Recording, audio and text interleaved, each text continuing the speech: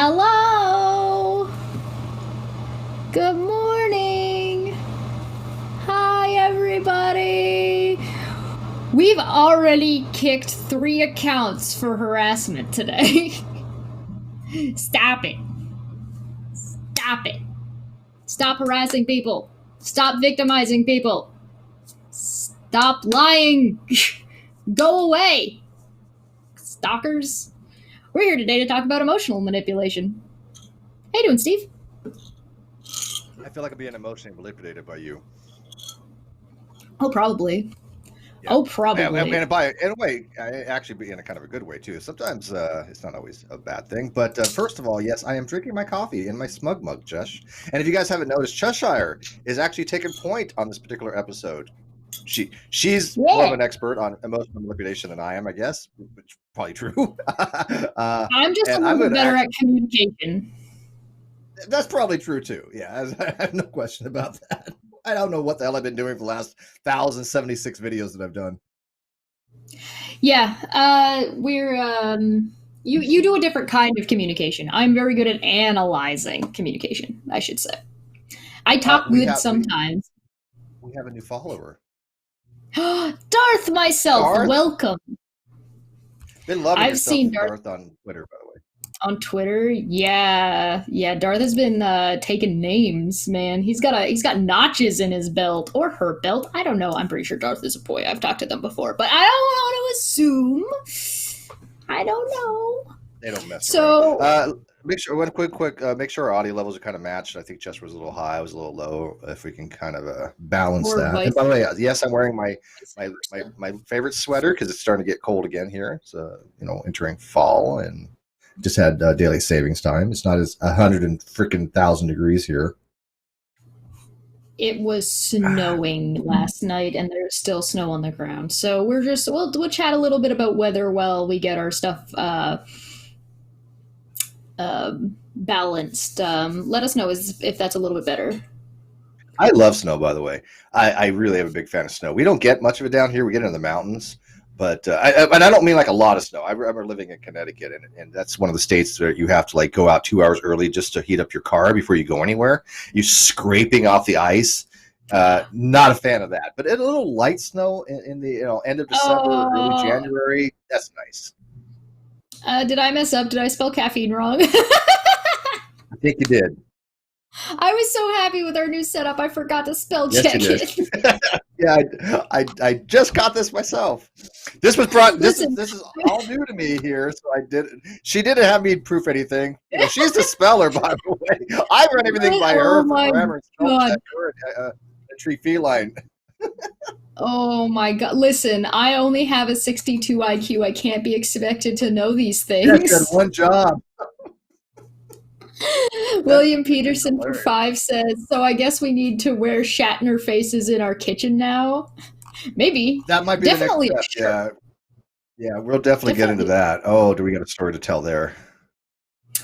Oh my God. Yeah, it was Steve's fault. He should have checked this before he made it go live. I blame Steve. Steve's fault. I have found out that I legit am the cause of all gratuitous and natural evils in the world. Who knew? Oops. My bad.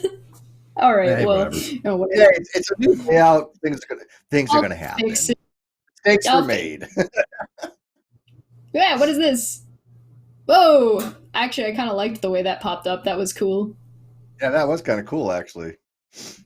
All right, so we had a day yesterday, I think, in my humble opinion. I'm still processing it. There was just so much going on yesterday. I actually didn't get much sleep. I've been turning over a lot of things in my mind, and not in a bad way. I mean, things have been going really, really well, actually.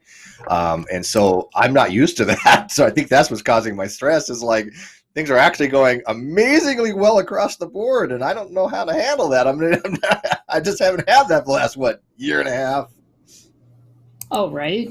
It's a matter of things are going well, and people are out to get you, so you're worried about there's an additional bit of worry in the back of your mind, even if it's not at the forefront. A lot of times, a lot of things like that, because it's psychological abuse, right? And so the way psychological abuse is that it's not necessarily always at the forefront of your mind, so you don't actually realize how much stress or harm it's causing to just your day-to-day life. Inkboy for Sue said, "Don't forget to drink tea to get all the caffeine," and he spelt tea and caffeine wrong.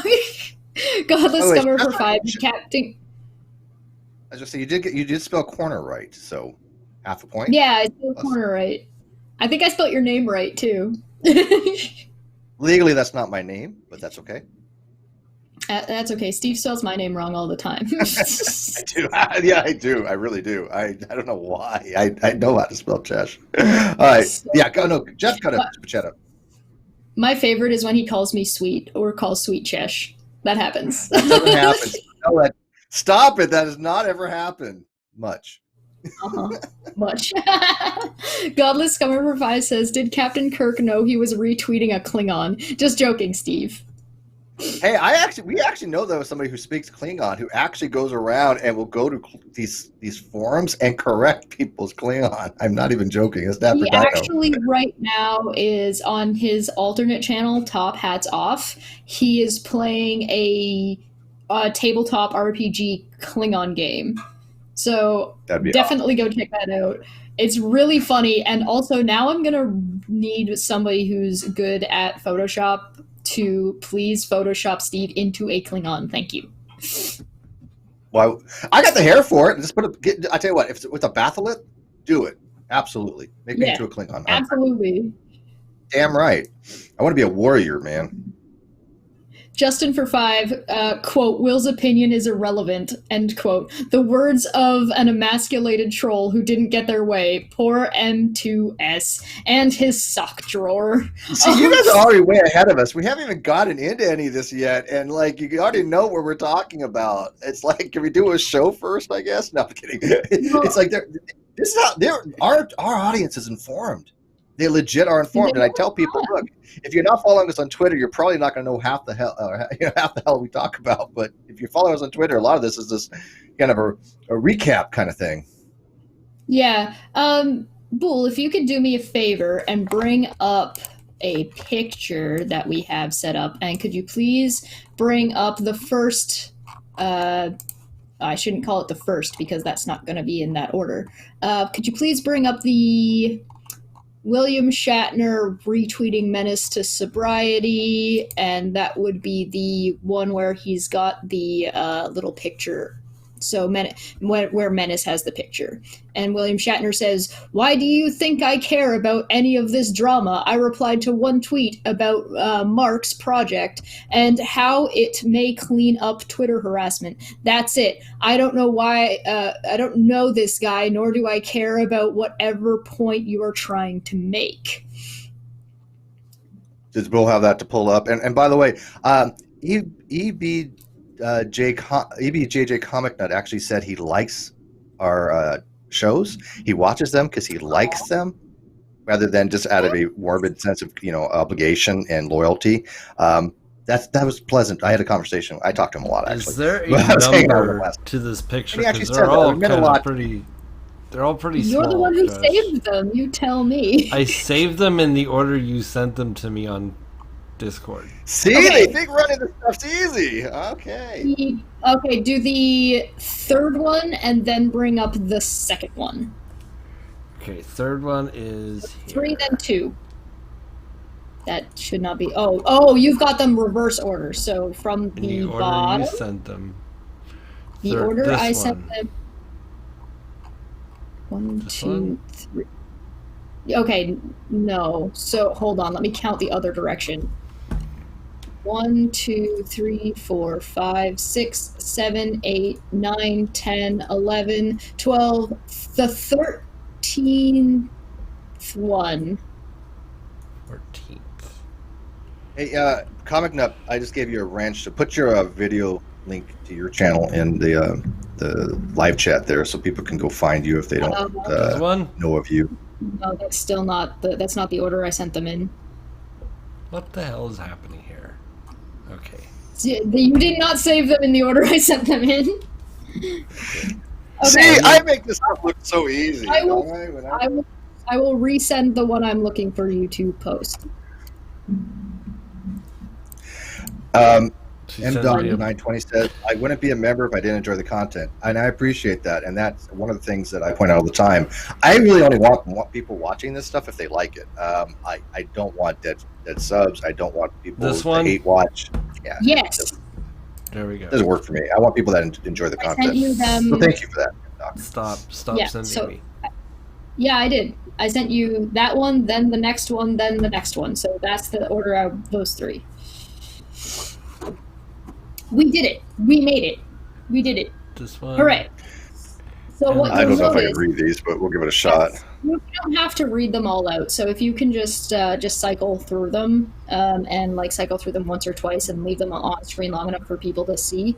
So the first one is Menace to Sobriety decided because William Shatner retweeted Steve. So basically, interestingly enough, William Shatner retweeted me bringing up the Guardian Project to him because he gets bothered on Twitter all of the time, and I've been following for a while because I've been watching because it's fascinating. It's a fascinating train wreck. And so I pointed out to Steve that happened. Steve was like, hey, yeah, no, that's great. And also tweeted on Shatner retweeting me bringing up the Guardian Project. Shatner then retweeted Steve. And so as soon as he retweeted Steve, not me, as soon as he retweeted Steve, Menace is in there. Like, in there. Sliding into them. You want to talk about stalking. He's got to have some kind of notification about any time Steve is tweeting something in some way. I don't know if he's got a bot set up. I don't know if he just checks it every day in the morning when he wakes up and has an alarm set to check it every time. I don't know if he's got like an alt account that's following Steve, because you have him blocked, do you not? I cleared my block list, but I had reblocked him today. Yeah. So I didn't unblock at the time because I'm slowly reblocking them all because, like I said, I did you notice if he was following you or not? No, I didn't pay attention. But here's the thing though: these people know never to contact me. It is harassment for them to contact me. It is straight up blatant harassment. I don't contact any of them. I clear my block list. It's not an invite to message me. I had very very clear when I cleared my block list. It's read only for people. People that I've blocked or I want nothing to do with. It doesn't give them permission. All of a sudden, message me. What do they not mean? What do they not understand by no means no? I want nothing to do with them. They've been harassing me for God knows how long now. All of a sudden, it's like, oh, Steve unblocked everybody, so I'm just going to start harassing them and messaging them again. It's not how it works. Okay, it doesn't work that way. But I am slowly, blocking them again. Oh, we got another. Beginner level, Star Lily. Thank you, Star Lily. Remember, yes. So, thanks, Star Lily. And also, Hanson for 2 says Kirk Deaf earned his honorary doctorate in pheasant. Yay! And Godless Comer for 2 said, "What's Klingon for no BK in prison? Go ask Dr. Dino." Yeah. Go ask Dr. Dino. He will probably actually translate it for you, if you wanted to know. So. What we've got going on in the first tweet is Menace going, you retweeted something of Steve's. Here's something you need to know about this individual. And they're talking about, and it's a screenshot of the thing that KJ tried to file against him, the RO that was a TRO. So no RO was ever filed. There was this didn't go before a judge. This didn't go to court because, as you'll see later, somebody else tried to say that. We'll get there. And, of course, William Shatner doesn't care, because why would he? He was retweeting something about how there's trolls on Twitter, and so you showed up acting like a troll. Like, what? I don't know what you expected here. So William Shatner retweeted Menace and said, "Why do you think I care about any of this drama?" I replied to one tweet about Mark's project, which is the Guardian Project, and how it may how it may clean up Twitter harassment. That's it. I don't know this guy, nor do I care about whatever point you are trying to make, because this is not the behavior of somebody who's concerned. The behavior of somebody who's concerned would be if they started noticing like, one retweet. No, if they started noticing an interaction that started to become toxic and they were concerned for William Shatner, then they would be like, hey, listen, you might want to be cautious of this person for these reasons. That's not what this is. This is a blatant trying to slap an attack onto Steve off of William Shatner. So let me back up for a second if we can. Kind of maybe tell why we were treating this for the Guardian Project, so people have a little backstory. Oh yes, no, please do. Yes, absolutely. All right, so people may know by now. And by the way, we're not Machiavellian planners, but we know trolls are predictable. They do exactly what we think they're going to do. I mean, they can't help it. And so, people may know I've been talking to Mark Pellegrino, who plays Lucifer on Supernatural. We've been talking for several days now, and also the lawyer that's also involved with it, Andrew, and they know my story. They know that I've had people harass me. They know that people are just trying to character assassinate me for many years. This is one of the reasons why I got involved in what's called the Guardian Project, which is a project to pitch a TV show where they will have cyberbullies meet their victims, and the victims meet the cyberbullies. It's being pitched as a TV show, and there's a couple mission statements they have that they really like. I'm working on a Facebook page for them. I'm working with one of the people that have started the whole Guardian watch thing. That. Do I get to meet? I'd watch that. Do I get to meet Nick Suter in real life? You're the first episode, and so Mark Pellegrino greenlit the Facebook thing, so I'm going to be adminning for that with some other people. We're working on that. It's not open yet, but I got most of it done. But anyways, long story short, I'm active with that because it's really something that I felt was long overdue. It has to be accountability to the internet, accountability to Twitter. This anonymity that we have, I respect it. I do respect anonymity, but there comes a point where there's so many people out there that only want to harm people, that hide behind an anonymity. That doesn't mean that we as like everybody should go out and be able to find out who people are. I'm not meaning that, but it's very difficult right now for law enforcement to even get a hold of people's personal information when they've committed cyberbullying and harassment. It's a long, arduous process, and it's very ineffectual for the most part because we still see the same people. How many accounts of Agrippa has? I mean, he's been harassing people for how long, and he's had like half a dozen or more accounts already IP blocked. Self-admitted. Yeah. So this is a project I'm working on. Mark is going to says he is going to come on the show eventually. So that probably will happen. I can't make any promises, but of course, that's kind of in the works. But long story short, they know about, and by the way, William Shatner knows about this project as well. He talks to Andrew and Pellegrino. Shocker. And so when Menace to Sobriety just slid on that, of course they're like, they already expected this to happen. They already expected these trolls to come around. And William Shatner's been around a long time. He has instincts because he caught on real quick to when Exiled immediately. Look out, I can't snap. If I snap and say, oh my god, it was amazing how quickly he caught on to this. Oh, I guess I was telling William Shatner and coaching him in the background. Yeah, and what was the reason? One of the reasons why he caught on. Do you remember what he said?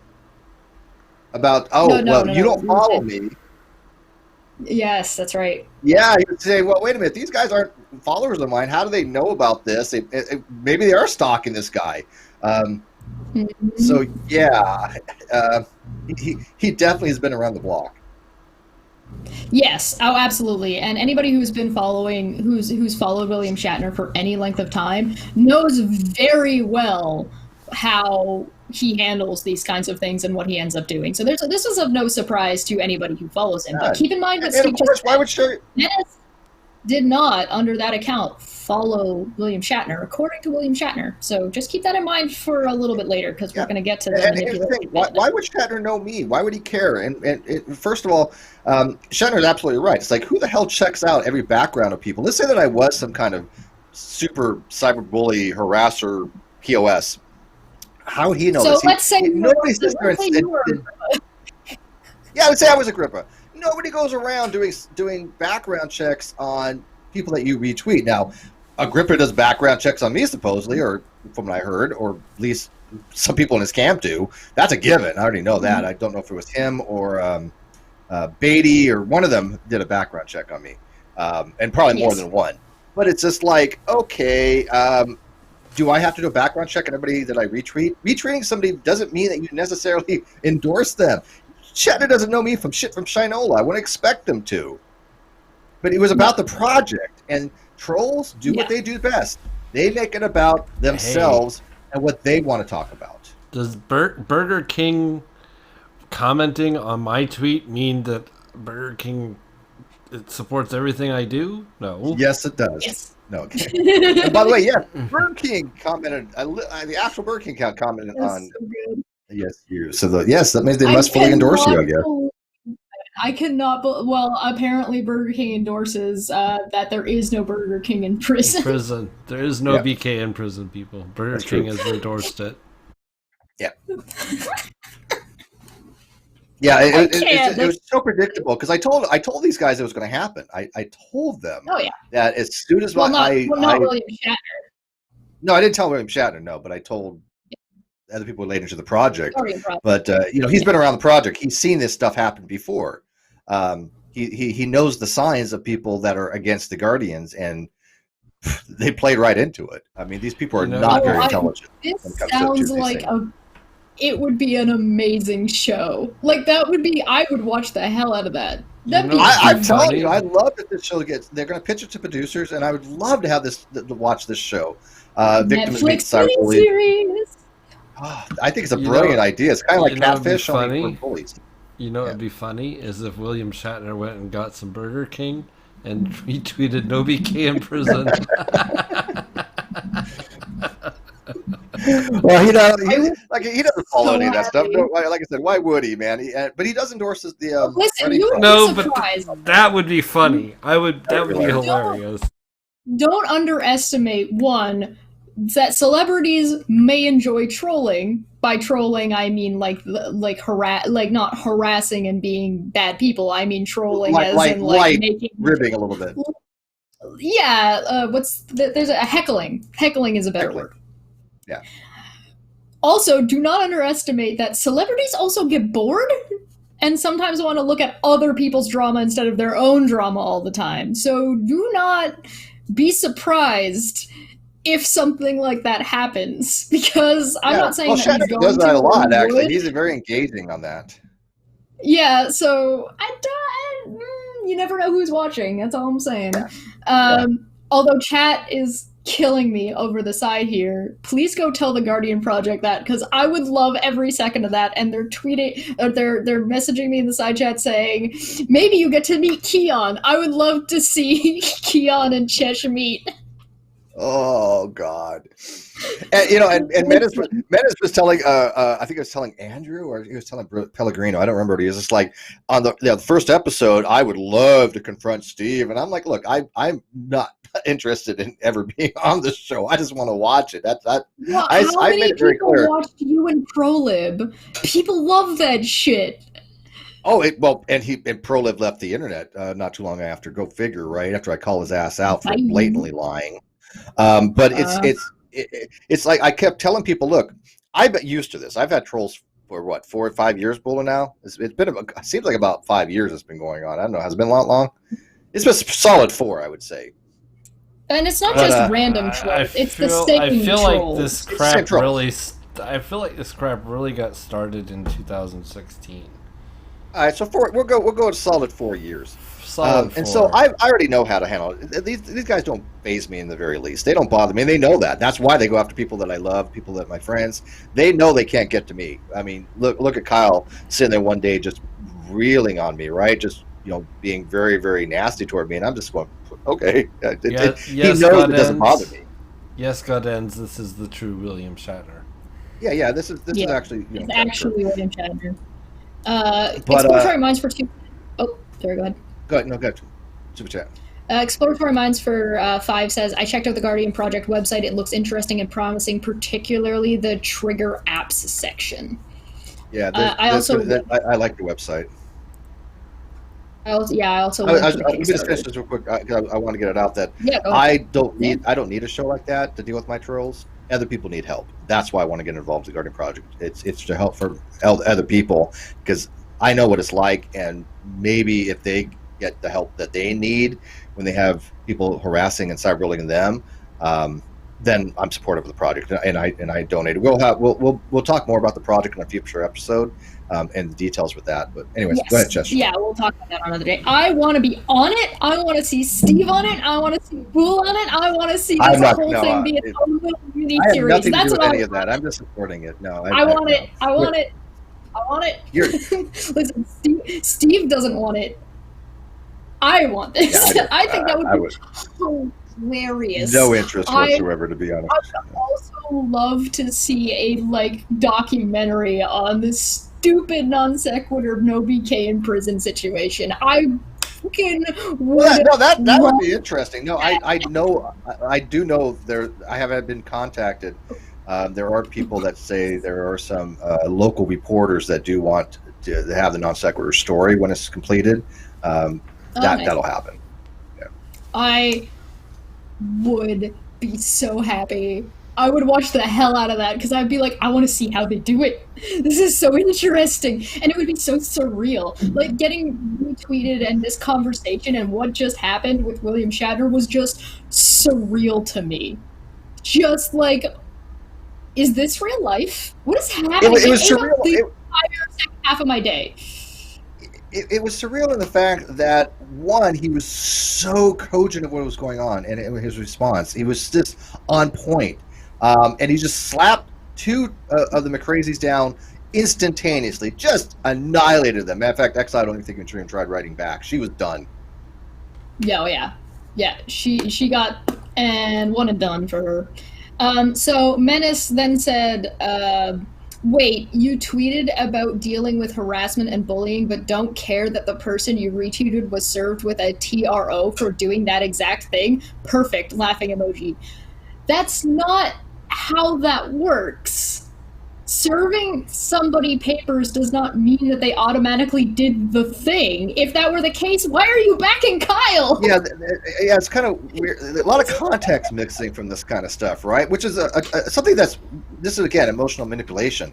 Kind of the theme for the episode here is when you use hyperbolic language and you use some terms to manipulate people for emotionally speaking. Like, look, this person, this, and you leave out the context.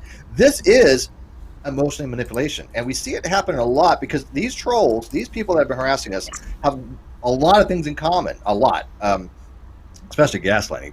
But one of the things they have in common is they go after weak targets. They go after people that maybe don't have a really formulated way of handling things, pressures, or they don't understand social cues.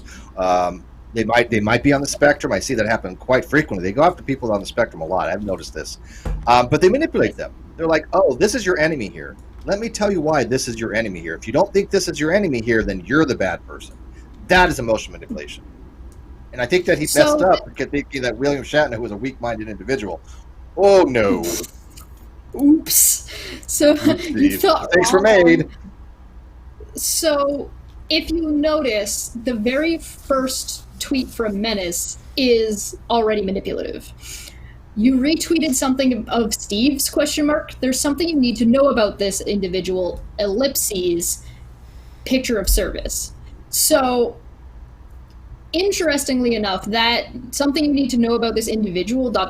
is phrased to sound anonymous. Or sorry, not anonymous, ominous. It's phrased to try and bait questions to be like, oh, why what's wrong? It's it's already implying an issue. So then the picture provided completely lacks context about anything that had happened and what had gone on. Then when Shatner says, I don't care, or says, why do you think I care? Not only does Menace not answer that question, they say, wait, so you tweeted about dealing with harassment and bullying, but don't care that the person you retweeted was served a TRO for doing that exact thing? Perfect. No, that's not what happened.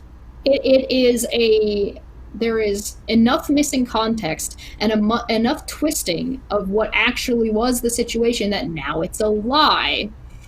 And if you notice, they actually took what Mr. Shatner said out of context also, like right away. Turquoise has responded saying, well, your attempt at bullshitting Mr. Shatner failed epically. He saw right through you. You simply are a Twitter troll. Will's opinion is irrelevant. One, Will? There's so much wrong there. There's just so much. So you've got this situation where they're now trying to degrade and dismiss William Shatner by one, calling him Will, two, saying it's his opinion, and three, saying he's irrelevant. Yeah, it's amazing how they went from trying to get them on their side, and this is another thing that I find in common with most of these trolls is that if all of a sudden they recognize that you're not going to go on their side, you're now the enemy.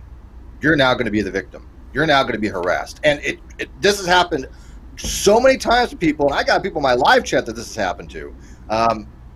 They've tried it with numerous people that, hey, if you don't agree with us, if you don't think Steve is a bad man, we're going to harass you until you think that way. And some of them have capitulated.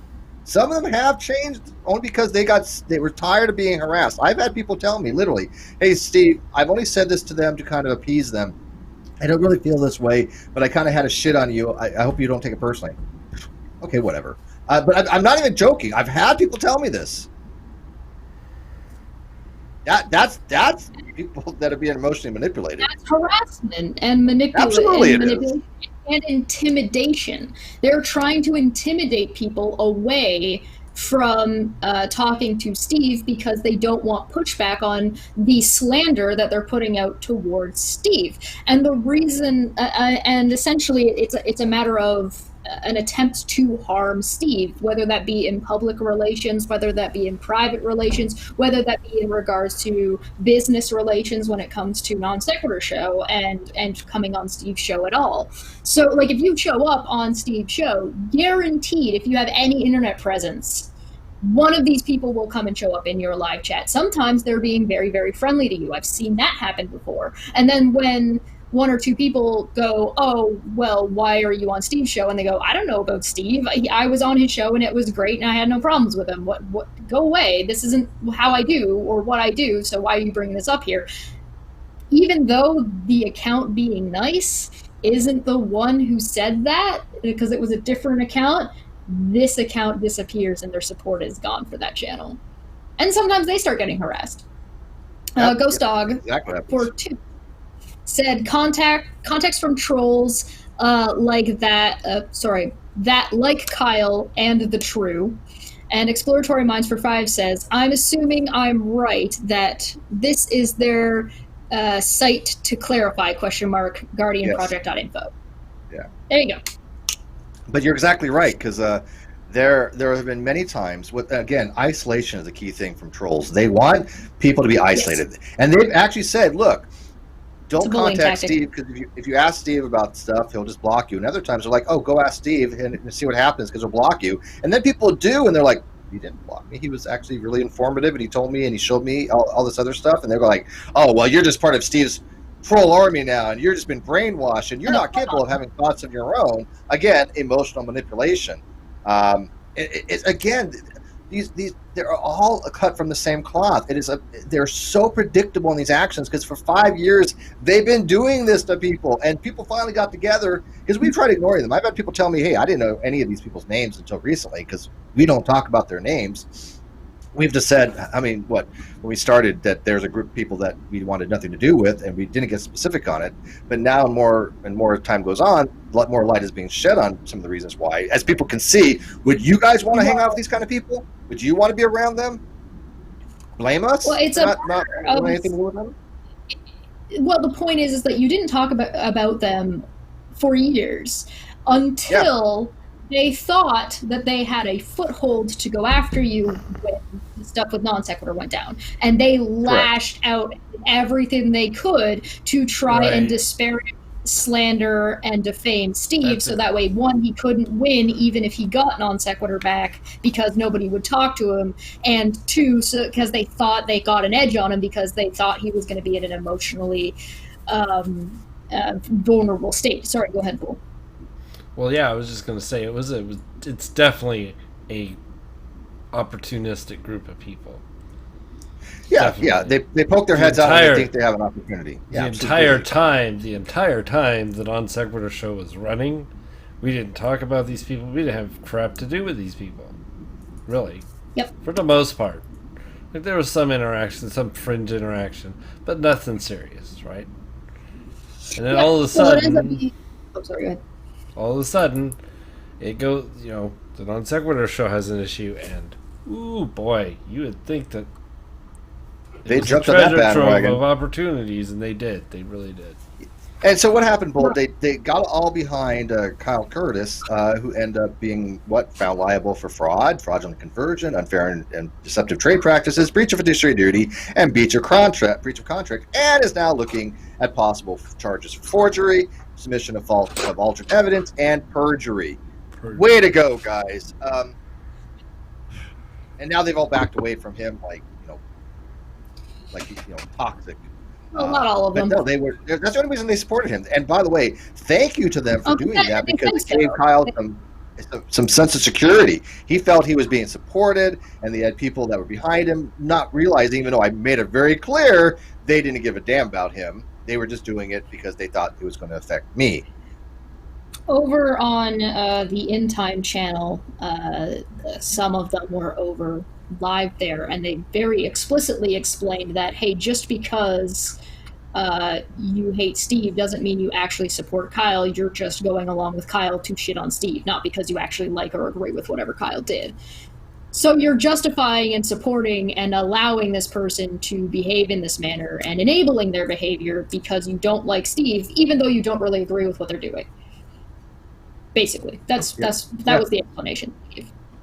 Okay, so William Shatner, because he's William Shatner, right? So, sorry, just to finish my thought, they thought they saw an opportunity when Steve would be vulnerable to try to defame him and to stop him from being able to have a YouTube channel, to cancel culture, essentially, to get rid of him off the internet, to do as much damage and harm to him emotionally and in business as possible. Now, it didn't work. That does not mean they didn't try, but they lashed out to a degree and got so egregious to a degree that it started needing to be addressed, and they've been lashing out and getting worse and worse and worse ever since. When Kyle's deposition came out, they all got really, really quiet, and then they thought they saw an opportunity to shit on Steve to somebody quite large, and tried to take that opportunity again. So, yeah, and by the way, we should point out that Sheena Living Waters actually was a mod for Union Rock for quite some time, and would be in those Discord chats, in the admin Discord chats. And she saw firsthand them literally making, like I said, she says, the troll army from Uni's Discord is the only army I saw confirmed. Remember the Discord screenshots of mission? They were given an assignment to take Steve and take out Steve and anyone around him. That's true. I've seen those shots. I was actually in his Discord for a while, way back when, and I saw some of the stuff going on that, one, Union Rock doesn't do any of his own research, and two, they were actively trying to seemingly kind of put out misinformation. And I'm like, I can't have this. And Manya, she said, we can't have this. One of the reasons we distance ourselves from him. But yeah, Sheena, of all people, I know for a fact that she was a mod of his, and she has seen this happen in real time. And so, yeah, of course it was targeted harassment. Here we've got William Shatner then goes ahead and retweets Menace saying Will's opinion is irrelevant and says, really? So because I don't immediately side with you and condemn these strangers based on the information that you decided I needed to have because I responded to a tweet, I'm irrelevant and you tag me too? What a troll you are, rolling eye emoji. Nailed it. Shatner caught him immediately and then called him out again immediately as a troll. And the best part was that Menace solidified that by coming out as a troll. By saying, "Oh well, Will's opinion is irrelevant" or something. That proved that William Shatner's tweet was spot on. He nailed him as the troll. It wasn't like somebody. Well, you know what? I'm not going to give the trolls tips on how to behave. I'm going to tell them this though. I'll tell other people this. Go read our video description. Cheshire and I don't know, Monty, I think, but Cheshire especially has some real quick responses on how to handle some of these trolls by telling them to stop harassing, stop lying. And personally, I'm re-blocking these people, but I can't go out there and say, look, block all these people, because then people like saying, oh, well, Steve's telling people what to do. No, do your thing. If you want to engage with them, that's completely up to you. Knock yourself out. But if you want to be able to tell them, hey, you need to stop harassing people, then if you look in the video description, Chess has these really short things that fit into the 280 character limit. Go ahead and use them. Use one, use all of them. But that's what I've been doing. I move them posting around. that and blocking them. So I just copy the ones that I find are relevant to the thing I'm responding to, and then or the person I'm responding to, and then pick and choose, mix and match. But, let me ask you this. Chesh. You're as far as I'm aware, you're a female, right? Yeah, as far as you're aware. Close enough. We'll go with it for working purposes. Yeah. Our arguendo. I forget that for the example. All right. So as a supposedly female, if you told a man to stop harassing you, stop messaging you, to leave you the hell alone, and every opportunity they had was to slide into your DMs or slide in or make a fake account and message you on a YouTube channel. In fact, I made a comment on a video and I even said at the very end, watch the trolls start appearing on this video, because on YouTube it's very difficult to block them. I mean, because you got somebody else's page, and so they will be able to communicate with you underneath, right? And I ignore them, but I even said it would happen. Guess what happened? But as a woman, if you have this happen, I think there'd be some outrage to this from most people, right? I mean, you would feel like this is no means no, right? This does happen to me, and there's not a whole ton of outrage over it. This is something that I do deal with on a regular basis because I talk to Steve. So I get all of these people commenting. We will get to that. So there's an interesting lack of people who you would expect would come out if you were part of their clique, but because you're not part of their clique, they don't care, or because they're. And this is going back to when I first showed up. Because I talked to Steve, the atheist clique did not accept me and therefore left me hanging when I was being harassed. That harassment, for the most part, wasn't really talking about Steve very much. The harassment was more general. So I distanced myself. I saw this in real time, by the way. I saw that in real time in a group of atheists in a Twitter group that's mostly atheists, where you were being harassed. And it didn't matter because it was you. Had it been one of their clique, the alarm bell would have gone off. Had it been anybody else in that group, it would have been all over the place. Yes. It would have been all over the place. For example, what happened with Rachel Oates? Exactly. She got a ton. Well, Jess, you're no Rachel Oates. No, I mean, same thing. Right. I'm not saying she shouldn't get that support. I'm not saying she shouldn't get that support. She absolutely deserved. She should get that support, but that kind of support should be unanimous if you are a humanitarian. It should not matter about what your definition of atheism is. It shouldn't matter that your friend fucked over somebody for $60,000 and you decided to support them. And so now you're just going to leave anybody who associates with them hanging. Yeah, and here's the funniest thing. People have this weird, these trolls have these weird, distorted views of me, but there are people out there, some people out there that I've seen be in the right, and things have been negatively said about them that I know weren't true. You know what I do? I say, hey, look, that's not true about this person. Or the situation comes up and they say, hey, this is the person who has this argument, and I'll be like, okay, yeah, their argument is on point. Doesn't mean I have to like them. Doesn't mean I have to associate with them. Doesn't mean that I will forgive them. But they could be my worst enemy. But if they have an argument on some unrelated topic or whatever, I'll be like, yeah, that you cannot go your life and call yourself, well, you can't call yourself a humanitarian, or a humanist. I think a humanist. You can't call yourself a humanist and say, oh, I'm going to be selective in who I choose to defend. And when there's an outright demonstrable objective fact that somebody is being harassed or abused or being lied about, I don't want my worst enemy to be lied about. I don't want Kyle to be lied about. I've actually in Chester seen this. People will get something wrong about Kyle. I will correct it. Yep. I've done that also. Somebody was saying that I corrected you today on Twitter. You said that, oh, this person stole your art. And I'm like, no, I made that open source. I said anybody can use that. They are definitely trying to I remember you corrected me on that, and I blocked you after that. I remember that. Okay. Right, yeah, exactly. That's right. Yeah, okay, no, fair enough. No, I didn't know that, and now I know that, and now I rescind that. Now I just go, oh, I was incorrect on that. They didn't steal your art because it was open source, but they still are a troll.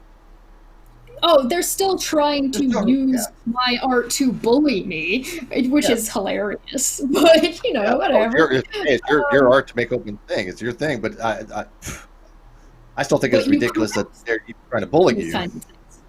Right, but you correct these kinds of things. People who are manipulative don't make these kinds of corrections. A good example is Nick Suter in not correcting when a troll showed up to say that I blocked him because he interviewed Kyle. Nick knows for a fact that is not the reason he was blocked by me. Knows for a fact. Yeah, absolutely, that's not the case. So, but instead of correcting that and saying, "Hey, no, she didn't block me because of this. She blocked me for other reasons," he went on, left that hanging, implying it was true, to complain about the block list and try to paint me in some way that wasn't, and then proceeded to. It's a form of manipulation. It's a form of fake outrage, right? Yeah. You mean the block list is supposedly that everybody had to adopt, including myself, which I never did. I never had the same people blocked as you. I mean, your block list is your block list. Mine is my own. I don't know where this narrative ever came from, that all of a sudden, if you want to be in Steve's live chat, you got to block the same people. No, we don't care who you block.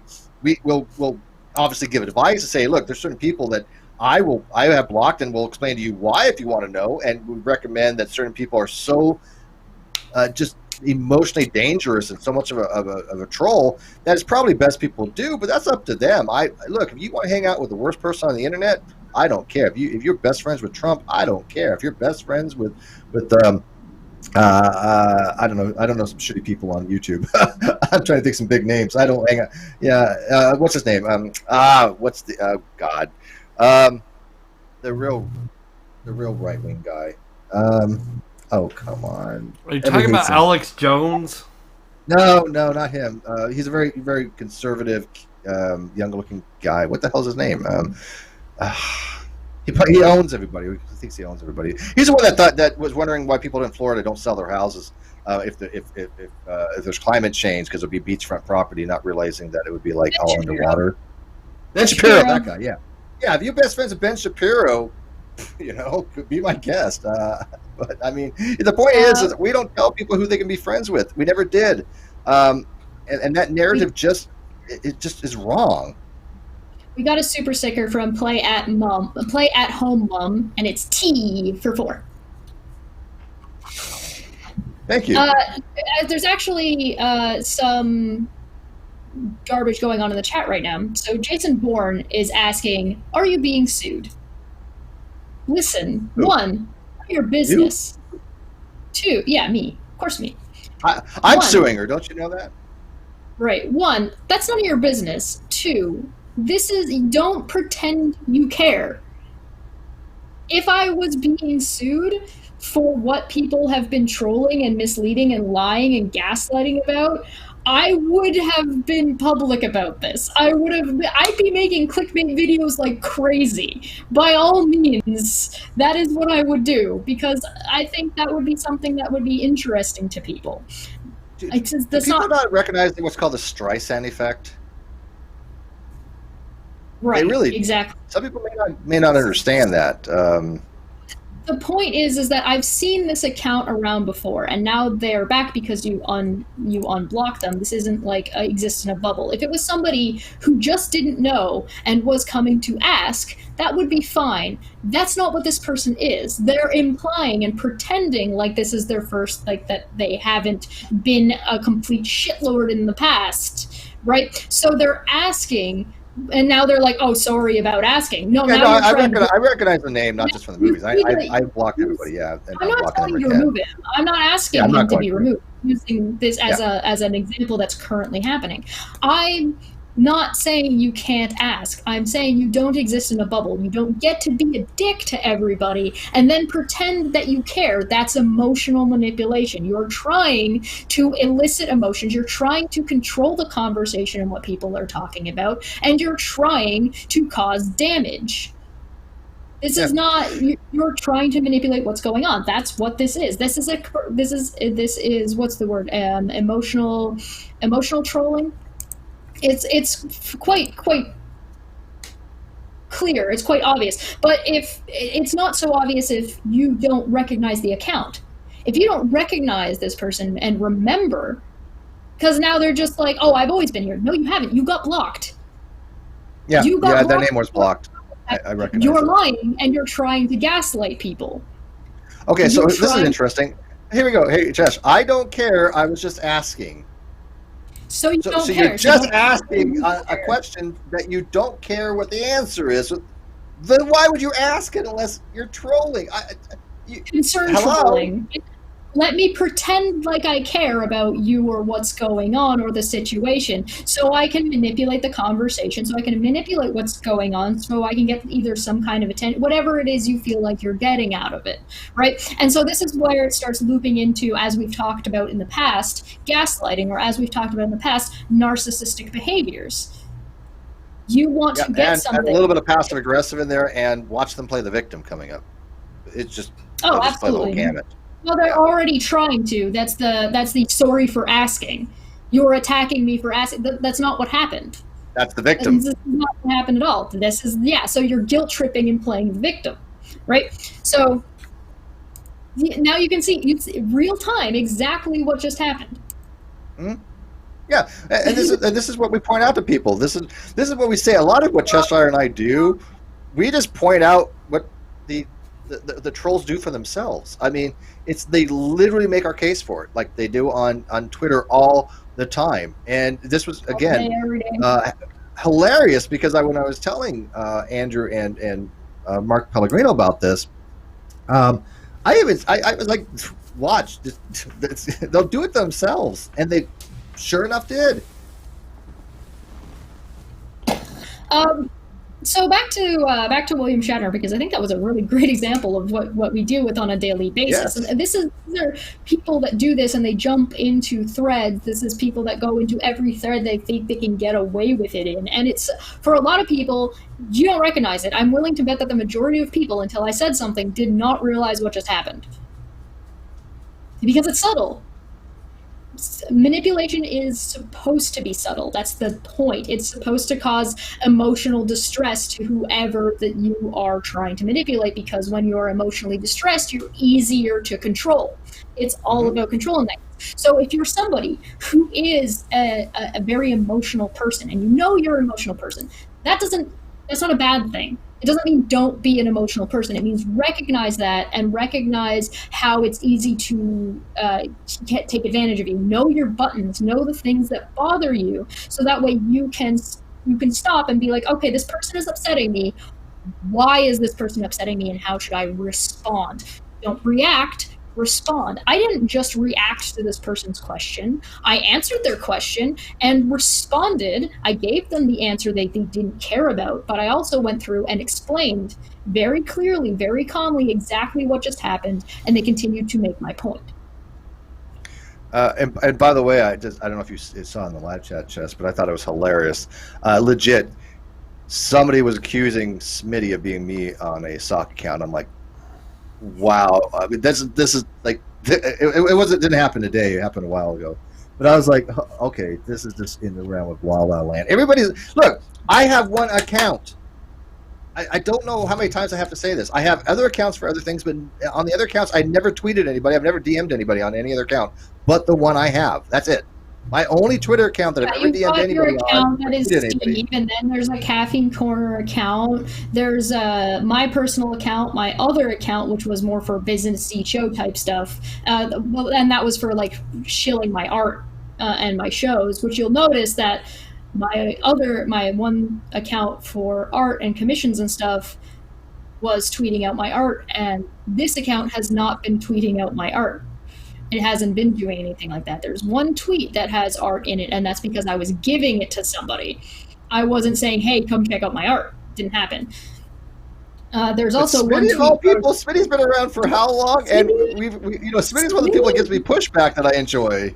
He unfollowed you for ages because you turned off the like and dislike ratio. I remember that. It was hilarious. Yeah. 10 out of 10. Of course, that was just one of my stock accounts. I remember somebody was saying that I should be careful what I say because they have my IP address and that they found that all my sock accounts on Twitter. I'm like, oh, really? I would love to see this because that never happened. I guarantee it. Again, I've only tweeted or DM'd one account, my main account. That's it. And so if anybody says otherwise, you're lying. Back when I first started showing up and around, I had one of the Steve Troll accounts go into my DMs and make threats about my future. I then asked them how many times, because I answered their questions, and then they started like trying to intimidate me. And so I told them to leave me alone. And I told them to leave me alone a couple of times. And then so I asked them, I said, how many times do I need to ask you to leave me alone before it's considered harassment? And then if you respond to this, by the way, at one point I said, I'm going to make all of these DMs public. I'm taking that as confirmation. And they're like, well, you better not make them public. This community really doesn't like that. And I'm like, oh, really? I'm pretty sure they just don't like it when people don't know or people do it sneaky. So what I did was two things. Because before this, I was already saying I'm keeping my DMs public, specifically for these kinds of reasons. But I also went ahead and said, hey, how many times does somebody, and I asked Twitter the same question. I said, hey, people, how many times does somebody have to say, no, leave me alone before it becomes harassment? I don't want to have a conversation with you. And I added that person. The community jumped in and was like, well, twice maybe if they don't understand, maybe 3 times if you were really subtle. The first, I think people ended up deciding that 3 was reasonable. Any more than 3, and it's not. And this person then proceeded to lose their shit. Like, they lost it in the thread. And they then proceeded to go and make a tweet adding all of the Steve trolls. Shrek, Donkey, King and Pong, the lawyer guy, all of them. Red's puppy? All of them got, yeah, Red's puppy. All of them got tweeted saying to go after me because I exposed them for not leaving me alone in DMs. And then a couple days later, they deleted their entire account. Shocking how that works. And all these like pop-up accounts, all these new accounts. And yes, they bring in the all the shitlords in to try to gang up on people, and then they run the same script. They get about 4 or 5 people that are in the thread going, we've been there, done that. They have nothing new. So I think it is kind of diminishing because how many times can you run the same script for how many years, right? When you start calling somebody an RA, like that they're apologizing for that, and everybody rolls their eyes at you, you've jumped the shark and you've caused harm to victims because now people do not believe things like this. You've caused harm to those communities. You've caused harm to those victims. You've re-victimized the people involved. You're not helping anybody. You're not even helping yourself because people, when you make such an egregious claim about somebody and everybody rolls their eyes at you, You did it wrong. Sorry. What do you think about when somebody says that they are the objective moral arbiter of what is ethical on the internet? Like I'll just throw it out there. Laura, who none of us have wanted dealt with for years. You have no idea how many of us do not want to deal with her for years. That's why nobody even talked about her. Nobody gave a shit about her. Nobody wanted to deal with her. She thinks that she left us in a community rather than us leaving her. And I'm like, I don't care. If you left us, Laura, keep going. Keep the fuck going. You're not far enough away. We can still hear you. Yeah, but she, I couldn't believe it. Even Cirrus pointed this out.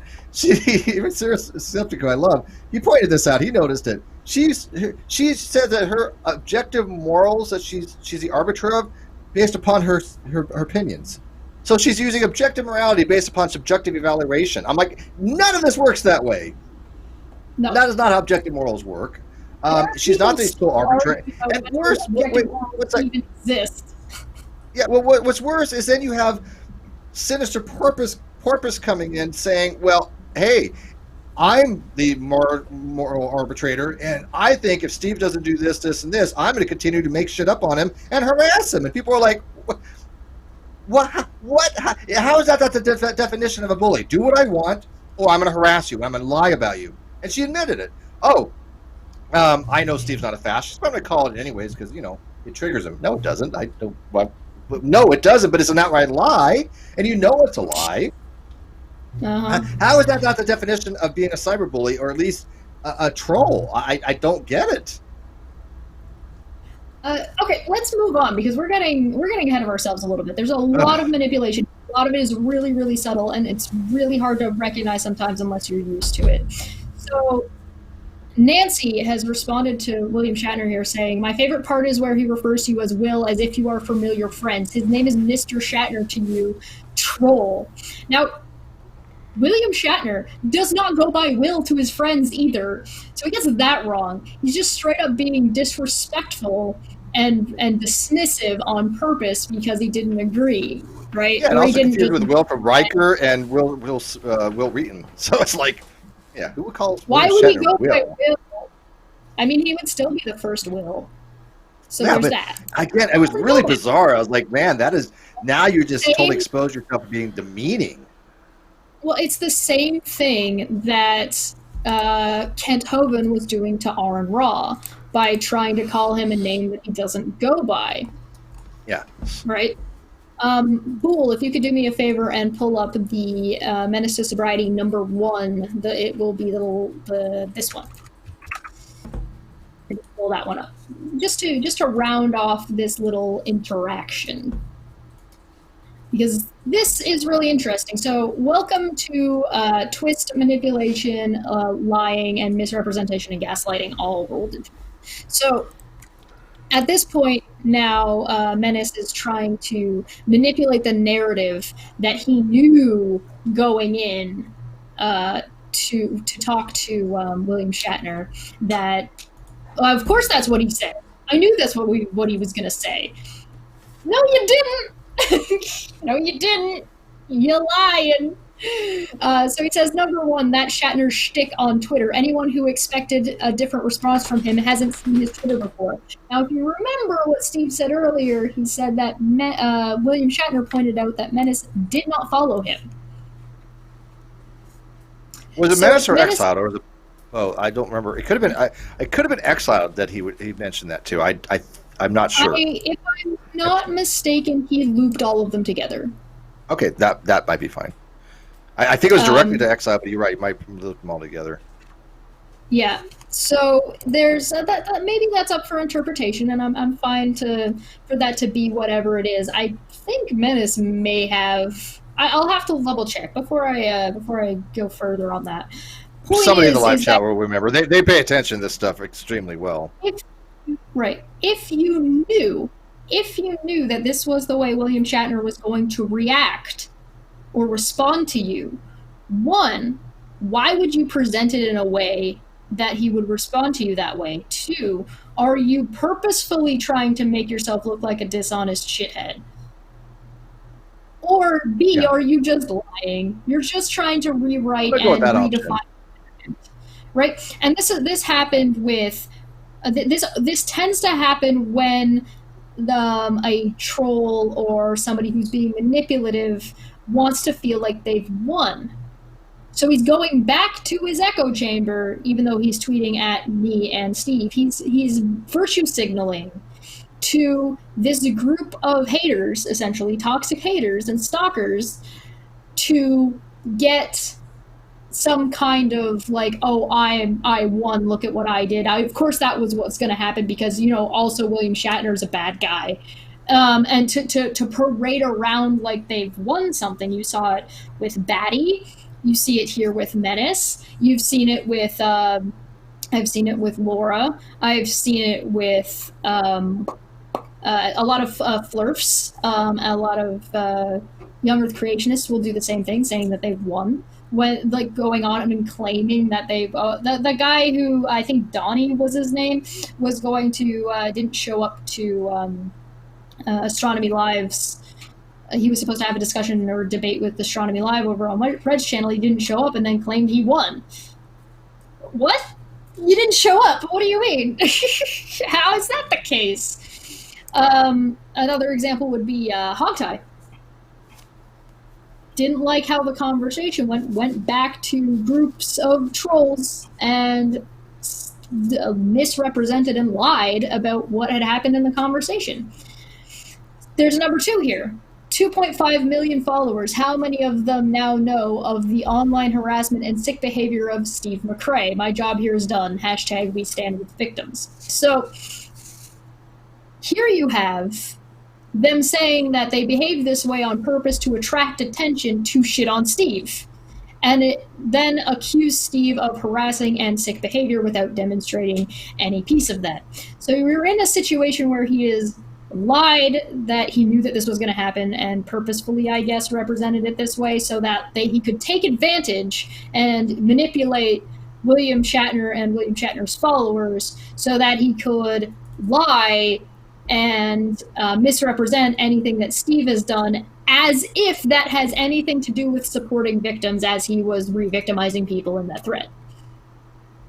There is a lot. Can you touch on that victimization? Can we make that into a very strong point? Because I think that goes unnoticed a lot, and a lot of people are victims of things. And when these people run these scripts and these people run these labels that they want to stigmatize people with, they are re-victimizing people. They've done it to Chesh, okay. They've done it to Sweet, they've done it to Bull. Let's actually use I've got an example for you. Let's assume that who are we gonna pick? Let's pick Kyle. Let's pick Kyle and Ben. Let's say Kyle is harassing Ben.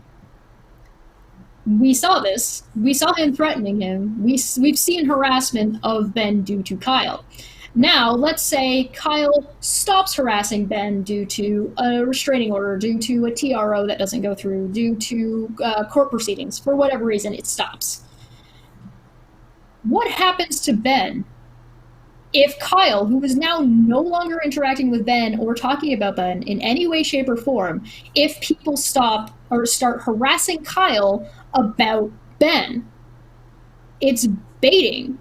It's baiting and encouraging Kyle to then continue to talk about Ben and continue his supposed harassment, potentially. So you're re-victimizing Ben on something they'd probably much rather forget. And you're baiting somebody who is no longer doing this thing into doing this thing more. You are re-victimizing and potentially creating more victimization of that person. You are not helping. Do you think Ben wanted to relive some of this stuff? Do you think Ben really wanted to drag up all this stuff and have his life publicly exposed? Now, granted, the vast majority of communications were sealed, as well as they should be. And yes, for a fact, I did not, or nor did Ruhif get those communications. We're not privy to them. We don't want them. They have nothing to do with the case, as far as I'm concerned. But they did turn over all the messages. But Ben, Ben didn't want to have to deal with that, nor should he. He was re-victimized by Kyle and those who supported Kyle. Literally, the people that supported Kyle made Ben into a victim. These people that are champions of justice, these people that are hyper woke. Let's stand up to the victim. Shat all over the victim. If you would like to see a very good example of how to support somebody, it is not going to the person that is causing them problems. That's not helpful. If you want to support somebody in what they're going through, you go to that person and you show them support. Going and attacking people that are, even if they're in the wrong, getting into arguments and having conversations and a little bit of banter back and forth, fine. That's fine. That's a thing that happens, and nobody's gonna say not to do that. Nobody's gonna say don't talk to these people. What I'm saying is that by speaking for someone, by white knighting, let's say, you are re-victimizing the person you're trying to protect, potentially. Now, one of the things that we also see is that if somebody says they're being harassed, and your response is, but what about this you did? That's apologetics. That is classic apologetics. You're saying you deserve to be bullied, or you deserve to have this thing happen to you because of these things. That's not how that works. You're justifying and saying that it's okay. You're blaming the victim. You're blaming victims of harassment for being harassed. One of the people in the thread with William Shatner said, or one of the accounts said, if you don't want to be trolled, don't feed trolls. Steve and Boole did not talk about these people for years, and they did not go away. They were still going, but a lot quieter until they saw an opportunity, and then they jumped. This is not a case of, oh, he fed the trolls and so this happened. Not at all. That is victim blaming. That's not how that works. That person, by the way, that person did apologize for that. As when they learned more about it, they did rescind that, and they did course correct. And there you go. All is well in the world. That's nice when I see that kind of stuff, right? I understand people don't know the situations, right? And I just assume that these people, if I don't know them, and they're most of them are, I want to give responsible charity, but it's hard. I do admit I have a bias to try to or at least I have a tendency to probably think most people are disingenuous when it comes to Twitter, and if I don't know who they are and they say things like that, I'll take the heat for that. But you got to remember, I've dealt with this stuff a long time. So if I'm a little overreactive, at least give me some leeway. But when somebody course corrects, like they did, I course correct, and everything's fine now. But Chester's exactly right. I didn't talk about these people. There's reasons why I didn't talk about these people. There's still people I won't talk about, and there's very, very deep-seated, deep-rooted reasons why. And a lot of people obviously don't know why.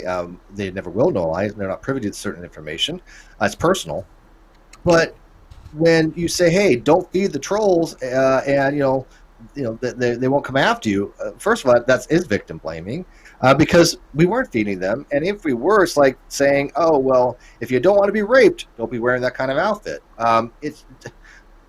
There's certain, and we're not talking about light trolling either. I want to make this very clear. We're not talking about I think there's different levels of trolling. I just break them down to we talked about that in another video a long time ago, where there's like I kind of like calling it degrees. Yeah, if you just find your average troll on the internet that's just trying to get your goat, and it's just minor thing, and you can leave the conversation at a time. You probably never heard from them again. Yeah, it's whatever. Teasing and heckling. No, we all deal with that. That's ubiquitous. But we're talking about the mid to high level trolls that affect you in real life, that will go after you in real life, that do background checks in real life, that go after your friends, your family, and anybody that you associate with. That is not low level trolling. That is actual harm. The dividing line is the actual attempt to cause harm. Somebody who's heckling and teasing you most likely is not trying to actually cause you any harm. They might be trying to poke holes in some argument that you were making, or tease you about your spelling. That's fine. There's no, of course, absolutely, that's funny. If you can't laugh at yourself, you don't deserve to laugh at anybody else. However, now the goal is to disparage and dissuade that person from it being around by harming their business opportunities, by harming their relationships, by harming their reputations online. And your goal is to harm their reputation by doing these things. And keep in mind, there's also a big difference between debunking somebody and trying to harm their reputation. When you debunk somebody, you may do harm to their reputation, but that's because of what they did that you are now talking about, not that you went out of your way to make things up, to harass them, to go to other people's DMs or go onto other people's threads and make it about things that it's not, to hijack the conversations during a live stream, things like that. Yeah, exactly. Look, when people have like blocked me, I don't go around trying to communicate with them. I certainly do not follow them around, and I certainly do not, at any opportunity, make a fake stock account to go message them. I just don't. Now, people have to realize on Twitter, there's usually a hierarchy, right? And so it branches off, and you never know what the original was half the time. You're just responding to stuff. So that's how Twitter works, right? So that's a completely different story. But I will never make a fake account just because I want to go communicate with somebody that has blocked me. I'm done at that point. But no, not these people. You block them. You tell them you never want to be contacted. Literally on YouTube the other day, I'm telling somebody, do not contact me. Do not tag me. It is harassment. You've been doing this for years. Enough is enough. So what do? They tag me back again. It's like, stop. If somebody tells you they're done, don't continue. Well, don't continue. Something that you might notice, one of these accounts goes by, I think, Sunnybum, and that they've been using in Unirock's side chats and a couple of different places, and they've been using on Twitter as a hashtag no Steve no, or no McRae no, or whatever it is. It's supposed to replace the no means no. So they're spamming this hashtag to try and get it trending to harass Steve. Mm-hmm. Like it's the same with Twitter bios. You've noticed that people in their Twitter bios will be trying to bully and harass people by utilizing their Twitter bios. Exile does this, and it's a matter of not only is their Twitter bio a lie and a misrepresentation, but if you ask them about it, they lie about it. Or if you say, "Hey, no, don't do this," they lie about it and they justify it. Yeah, and the funniest thing was when I put down hashtag no means no, I'm not even repurposing it. That is the original intent of no means no. Correct. Yes. I don't understand. They don't understand this. So, Bull, if you could do me a favor and pull up Manya's tweet, and then the context of that afterward. They should be right beside each other. Perfect. So here we have... This is what I want to talk about when it comes to gaslighting and using gaslighting as a manipulation tactic. When you lie and you say something like this, and then you start arguing about it, because somebody then asked, "Well, how is this racist?" Because you start. The victim of the racism or the harassment is beginning to question whether or not what was said towards them was racist. The answer is yes. This was absolutely racist. Tell me where you've ever heard the phrase, "you can't educate pork." Has anybody ever heard that used in some kind of terminology or phrase? And I'll let you guys think about it. 1 in the chat if you've heard that before. 2 in the chat if that's a new phrase that you have never heard before. And 1 second. And by the way, I have the tweet that comes under was exiled. And in fact, I sent that to Bull. If you want to show that to kind of give the whole gist of this conversation, it was actually exiled that pointed that out. And there is, by the way, there's a whole background of that. You can't educate pork things. So just let you guys know. So I can't read this very well. So let me pull up my copy. 1 second. It does say the following. Yeah, can you read it real quick? From Exiled, laugh said it out to you, loud. Just ignore them, Laura. I have had Golden Unicorn blocked, and I'm now able to block Cheese Whiz again on her new account. Winky smiley face. Laura says, yeah, you can't educate pork. Nice, Laura. Real nice. Is this racist? Yeah, and let me ask, what do people think that saying is from, and what they know it actually entails?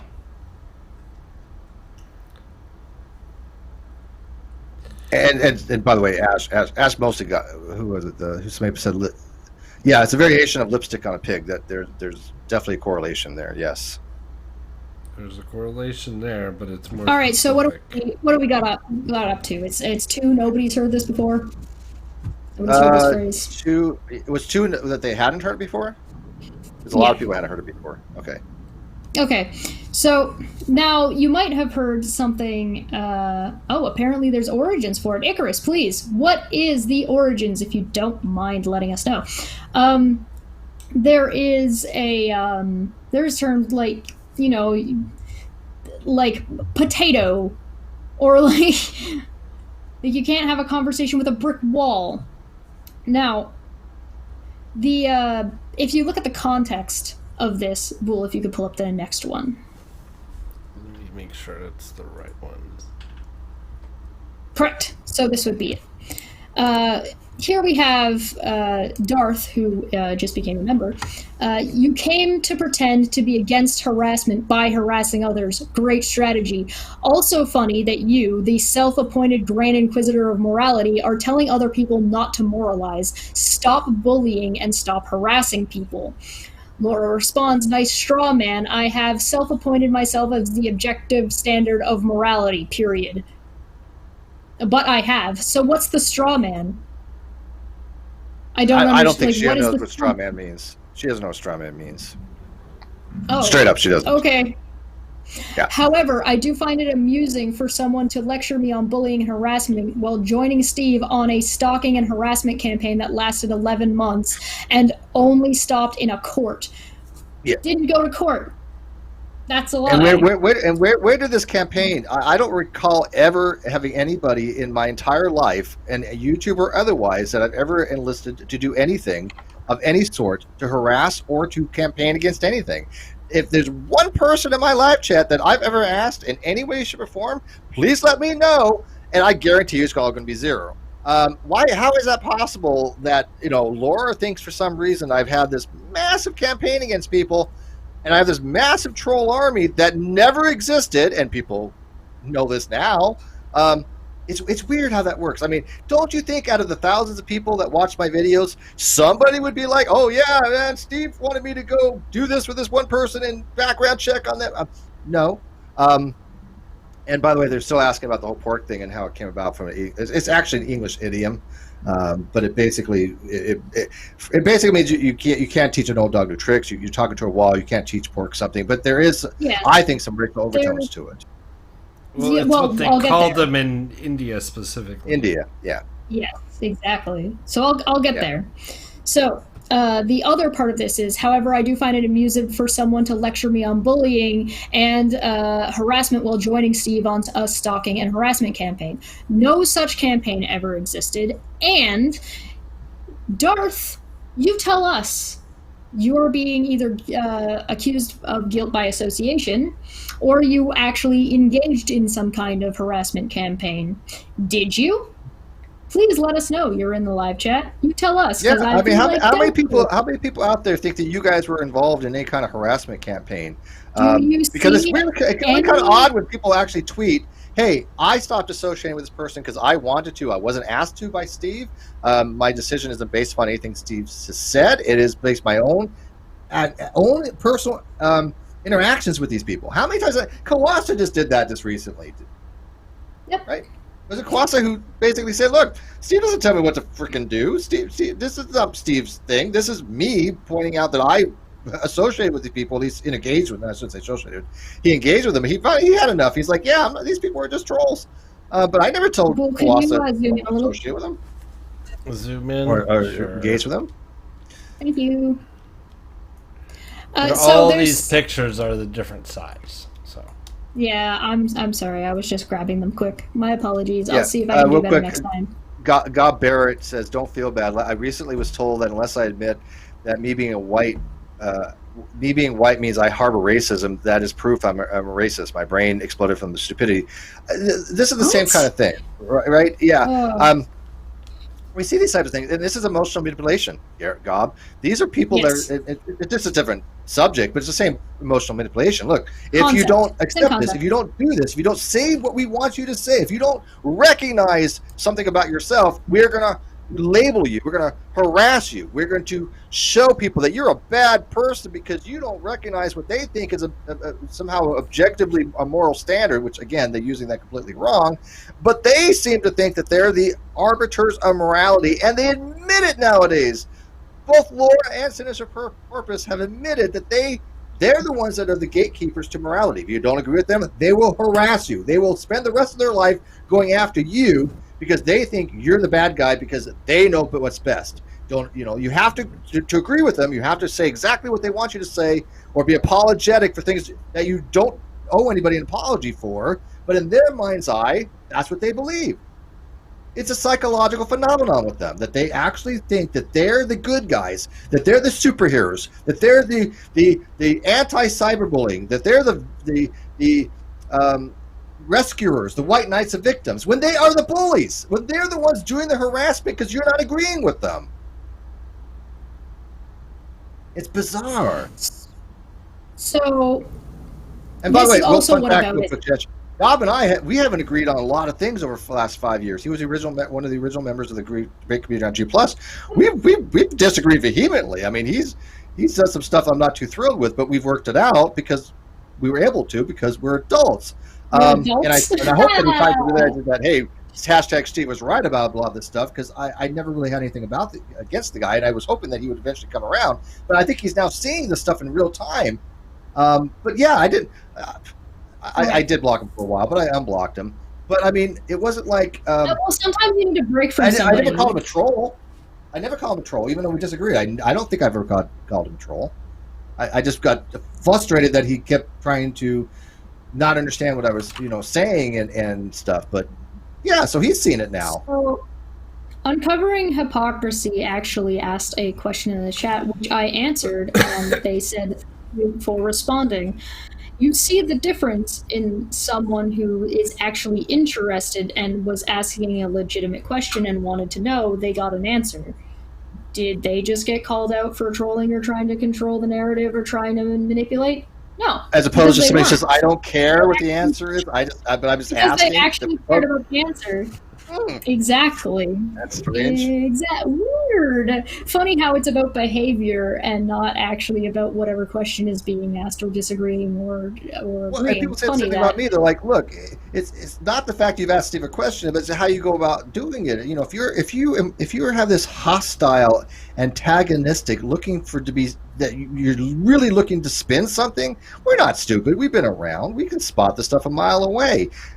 You're not going to get very far. But if you're somebody that's like, "Hey, look, I really wish you can help me out here," and by the way, fake accounts try that all the time, and they don't get anywhere either because you can spot these people making up stuff and trying to emotionally manipulate you. But I mean, yeah, like example, like Smitty. I just looked at the last thing that popped up. Smitty said, "Hey, Steve, I have a question for you about this, and this. They're saying this and this. Can you give me some information on it?"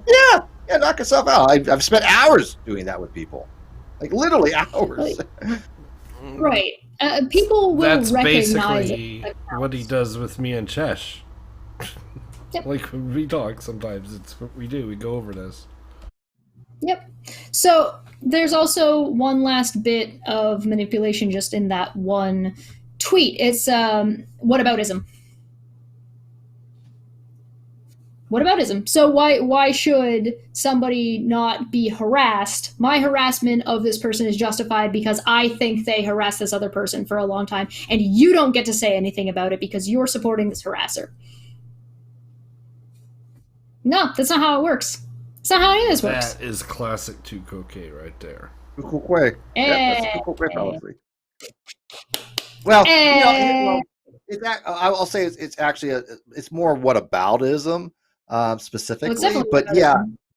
yeah. Well, Tukokwe is a type of whataboutism, The but second half, well, the second half of the second half of that is tukokwe. So the first one is that my bullying is justified because what about them? yes, Whereas the tukokwe half is the half of you're not allowed to say anything because yeah. I think you when could they're probably make together. an argument there. Like, you can't argue about that. Yeah. You can't make an argument about that because you're doing this. That'd be Tukokwe. Yeah. Yeah, exactly. So it's a whataboutism into a tukokwe fallacy. Yeah, I So agree there. if you know your fallacies and know your fallacies well, if you would like to actually give these people pushbacks, one of the best ways to do that is know your fallacies, know them well, and be able to spot them.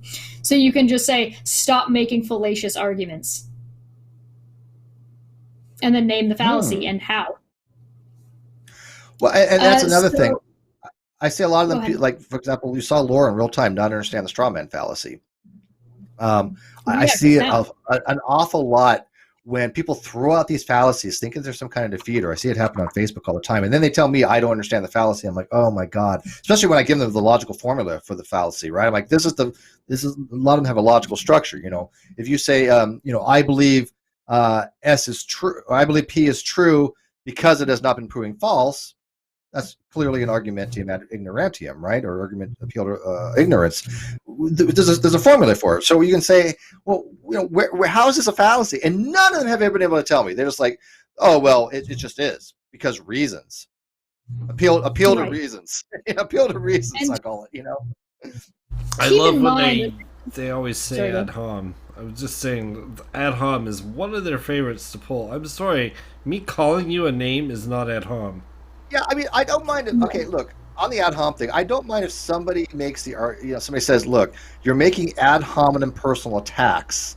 That's I can deal with. But when they just say ad hom itself is a type of fallacy. If you don't clarify what you mean by it, insults, pejoratives, and invectives are not ad hom fallacies. You can't say you're committing ad hom because you're not. An ad hom would be saying, hey, bullinator, you're wrong because you kick puppies. That is ad hom.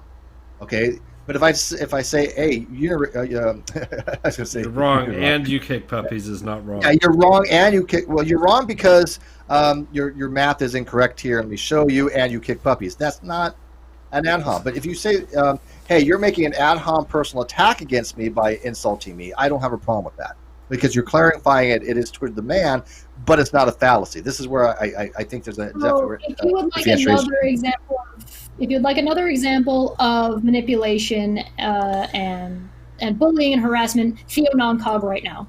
Just ask the question: is it bullying to put an old picture online of a trans person before transitioning?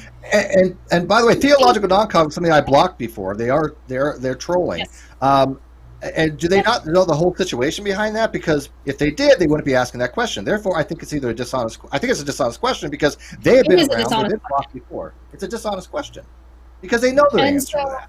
Well, they're asking the question to try and elicit an emotional response. They're asking a question to try and manipulate Steve's mind, Bull's emotions, but also the emotions of the people in the chat. Because that sounds like a really horrible thing when you phrase something in that light, missing the context and the information of the situation. Would that not be a prime example of a troll who has been blocked before of trying to emotionally manipulate people by having a hyperbolic question that sounds on the face value to be something very horrible that didn't go down like this at all, and there's a huge explanation for all this that they're not that they are aware of, but they don't care, and they're going to ask the question anyways.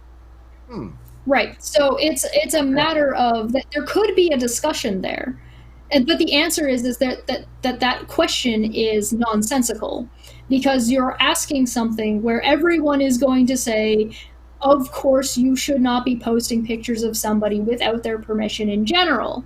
It doesn't matter whether or not they're transitioning or not. Now you've added transition into that to imply that somebody was outing somebody. There's implications within that question, which is, guess what? A fallacy. Yes. Yeah, there's a lot of implications like that. Yeah. I mean, maybe I don't know if people remember. Does anybody remember the actual reasoning behind that? If you know, We by did a all means. video about this. Yeah, I mean, we've talked about it before to see if anybody remembers. Super chat. Yes, Golden Unicorn for 5 says another illogical statement is to say that if you believe A, then automatically means you disbelieve B. That is not how it works. FFS. So that's actually a conversation going on Twitter right now that Golden Unicorn is having with Menace, because Menace is trying to say that Steve is saying there are no victims in a situation as he's trying to re-victimize these people. Okay. We're talking about. Look at this. Question is a fallacy. Well, hang on. I'm going to give. Hang on. Hang on. I'm going to just give a little bit of pushback to Manya because I love Manya so much. Manya. Okay. I don't want to get too technical here. There's something called existential import, and when you're talking about beliefs, an existential. I don't want to get too technical. There's something called existential import. Well, I mean, again, this is my jam. And so an existential import is something to say that, look, if you accept to a proposition to be true, there are certain other things you have to accept with it. So if I say horses have hooves, I accept as another belief that horses exist, right? There's an existential import if I believe one thing, then I have to believe another. Now, that doesn't always happen. That is actually denied in mathematics. It is denied in classical logic. It's accepted in epistemological logic, but it's denied in other forms of logic, because if you have an empty set, a null set, then any proposition about that null set is true. Okay, so it's also any proposition about that null set is false as well. So you have to deny existential import. So it doesn't necessarily mean if you believe A that you have to disbelieve B. It doesn't mean a logical entailment there. You can actually, but anyways, I just want to throw that out there. In the context of what she's in the context of what she's talking about on Twitter, however, she's essentially saying that if you think a crime, if you're saying you don't think somebody committed a crime, therefore no crime took place. Which is not the case.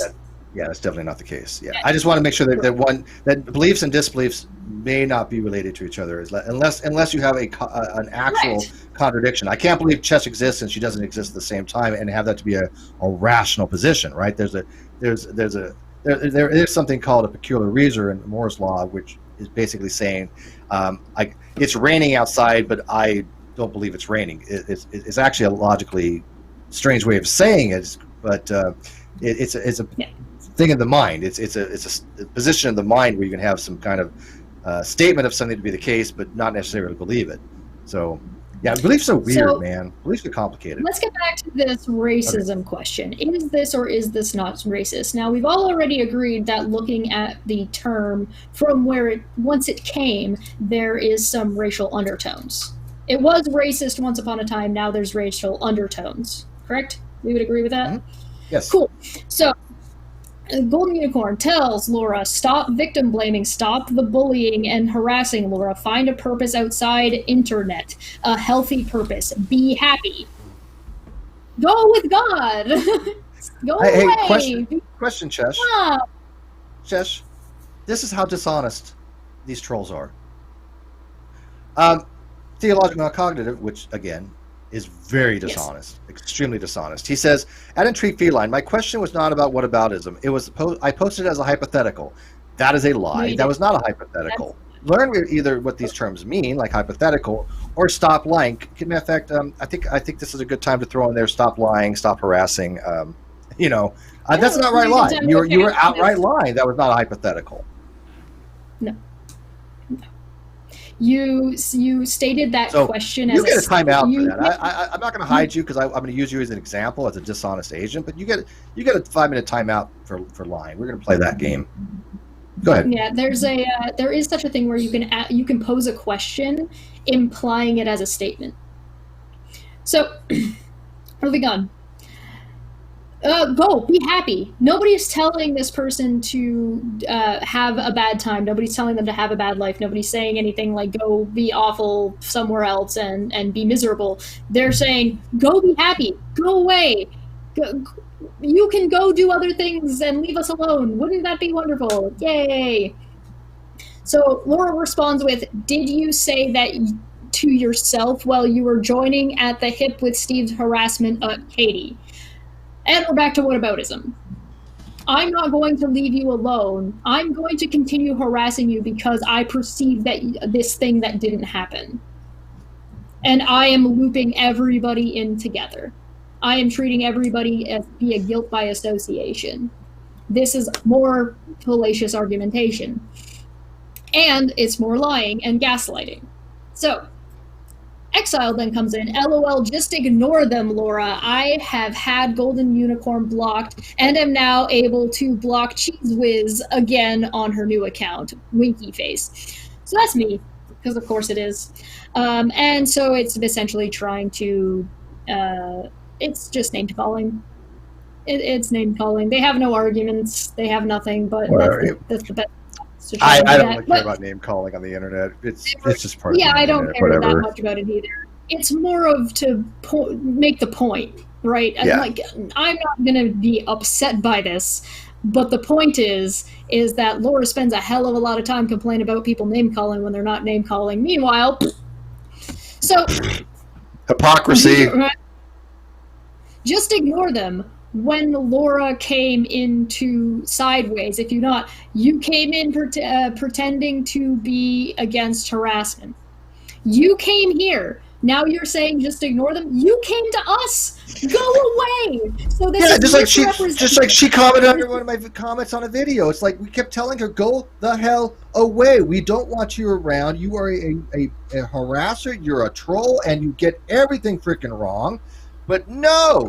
They keep coming around. Why is this acceptable behavior? It's not. It is completely unacceptable behavior. And they'll say, well, you talk about certain people, but most of us defend ourselves and we don't make shit up. These people make legit shit up in their own head. That's not the truth.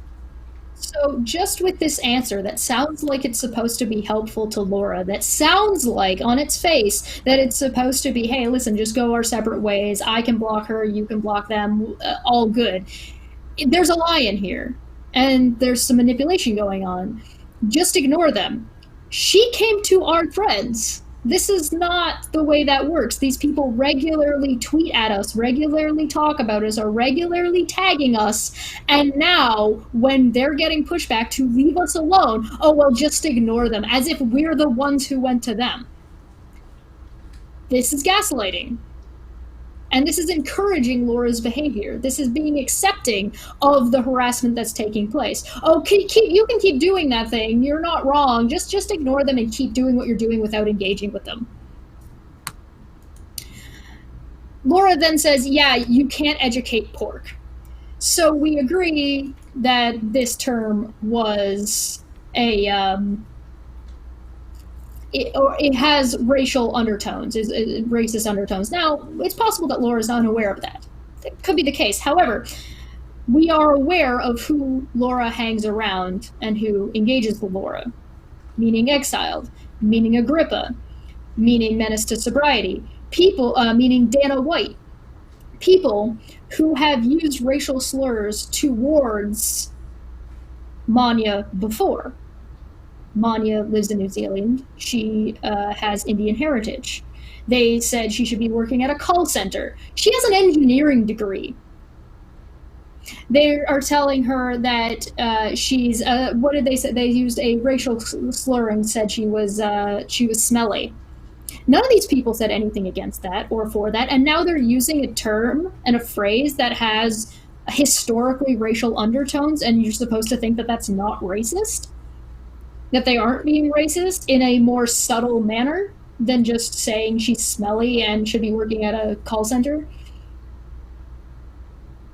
Yeah, you're being racist, and you're trying to gaslight her by saying, well, this one thing I said wasn't racist, even though I've been supporting all these racial slurs and terms over in this thread or a couple of months ago with these people and supporting these people.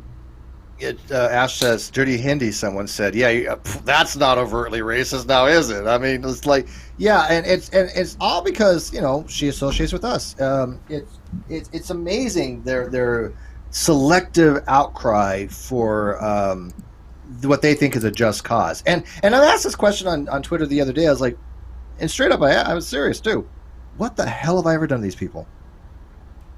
What the hell? I didn't know who Exile even freaking was. She was actually one of Rhetoric's friends who told him, hey, you need to stop associating with Steve or I'm not going to be your friend anymore. Oh, you mean that Machiavellian thing? That Machiavellian thing that we say about them? Yes. The thing that we say that people go into DMs and say you shouldn't associate with these people, which we don't do. They did that thing. But it's projection. That's what we point out is projection. They're projecting what they do onto us because we don't do that. Reg was like, "Screw you." So that friendship got totally decimated by her own doing, which I pointed out to people not too long ago on that on one of the videos. But it's like she did this to herself, right? And it's like. You're gonna come after me for what? What did I ever do to her? Not a damn thing. I didn't know who she was. What aboutism? It doesn't matter. It does not matter what you did or did not do to her. You haven't been doing anything. So anybody saying that, Steve did something to Laura, and he hasn't been doing anything and has not done anything continuously, you're re-victimizing Laura, and you're. I want to look when I'll tell people the story a little bit. Look, when I knew Laura, she went by a different name, and we knew that person for a very long time. Okay, we go way back 5, 6, maybe longer years. I guess it's been a long time. I did not talk to them for 3 years. I wanted nothing to do with them, and somebody was accusing me at one time of sexually harassing her, and I'm like, what? What are you talking about? And so I pointed out, this is the person, I'll explain it. This is the person that I knew. And by the way, sexually harassed her 4 years ago. Like, this is the person that I knew. How the hell do you think I would sexually harass them? People know about me. And it's just like, okay, explain this to me. That's all it was. Somebody had mentioned something about her transitioning. I've never seen her transition picture until well afterwards. I didn't deal with her. I had nothing to do with her. I wanted her out of my life. Time, they were also still going by their. I only knew her pre-transition. At this time when you made this tweet, she was still going by her original. She was still going by her original name that I knew her by, right? And she was going by that. And then, so she's like, "Oh, well, don't call me that." And it's like, it's your handle, but okay, fine. I'm not. People are like, okay, they're not going to call her that, okay. But that was in her handle, and people were responding to her handle. But yeah, we wanted nothing to her with her because this is what she does. She takes things and she makes it herself into a victim. She's done this. How many times has she done this to other people? She sure the hell did it to Reds. Yeah, she did it to Reds. I'm not sure. It's a pattern. It's definitely a pattern. This is why we're like, just do your thing. Go away from us. There was no intention. Go ahead. I tried to reach out to her to help her publicly. Of course, I didn't do this in DMs. While this was going on, I think it was before that comment, I said to her, "You're concerned about your transition and people respecting that. However, you're still using your name in your Twitter handle, so you're going to confuse people, and I'm concerned that it's going to look like you are trying to trick people into causing and to cause outrage because they're quote unquote dead naming you." But you're still using it was dishonest. Right, and this is what I'm worried that this is what people are going to view what you're doing and saying, because this is how you're behaving. And she took that to say that I was accusing her, and on top of that, her response to me was, "You can't change your Twitter handle." Yes, you can. Yes, you can. I proceeded to explain to her, yes, you can, and here's how. And this specific behavior, the specific behavior actually makes people who are victims of dead naming, it minimizes their experience. So, another group of people, you fucking totally diminish their experience. Exactly right. But my point was this. People were saying back then, like somehow I was sexually harassing her. And I'm like, this is the person they're saying that I was sexually harassing. The only person I knew her as. That was all it was intended. There was no other intent there. You were defending yourself and I was defending myself and explaining. That's it. Explaining the nuance and context of the situation that she was bringing up and lying about. Correct. So the proper question to be asking is it bullying when asked and being accused of sexually harassing someone to show a picture of them of what they looked like when they knew you, to explain that no, they were not somebody I would be interested in? Is that bullying? And that could be a discussion for another time, perhaps. That can be a discussion you guys can have in the comments. There is a discussion to be had there where maybe some people might say, no, it's never acceptable because they were transitioning. And that could be a discussion, but that's not going to be everybody's opinion. And that is not going to be acceptable for everybody because that's going to be entirely subjective. And here's what really is the weird part. If Laura doesn't give supposedly, a shit about us kind of thing, because she always says she doesn't, but then she just stalks us, and she's so emotionally traumatized by one tweet that she's emotionally traumatized for over it, and not understand the context and not understand that she set it up, that she was the reason why I needed to explain myself. Why didn't she just leave us the fuck alone? We don't want anything to do with her. Yes, what she did was she legitimately set you up. Oh, absolutely. Then tried to weaponize her transition. Which by the way, play the victim and try to weaponize the exact thing that I said I was concerned that she was going to do, or was concerned that it was going to appear that this is what she was doing, and people were going to attack her. And that's. Yes, and that's an affront to other people that have transitioned. Even other people that have transitioned have told her, stop doing this. Stop using this as a weapon. Stop using it as a defense. You're not excluded from criticism because you've transitioned, and you certainly are not somehow magically elevated to high arbiter morality that you get to harass and bully people merely because you transitioned. That is not appropriate behavior by anybody. This channel has never cared if somebody is male, female, non-binary, trans, gay, straight. We don't give a flying fuck about any of that. People are individuals.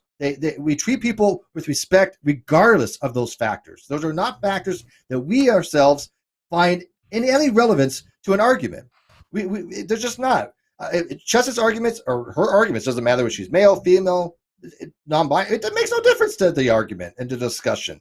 You don't use that as a defense mechanism. You don't use that as a weapon. And you sure the hell don't go out of your way to set people up and then spend years of your life trying to vilify somebody who's only trying to defend themselves from people like you that they didn't want to be around in the first place.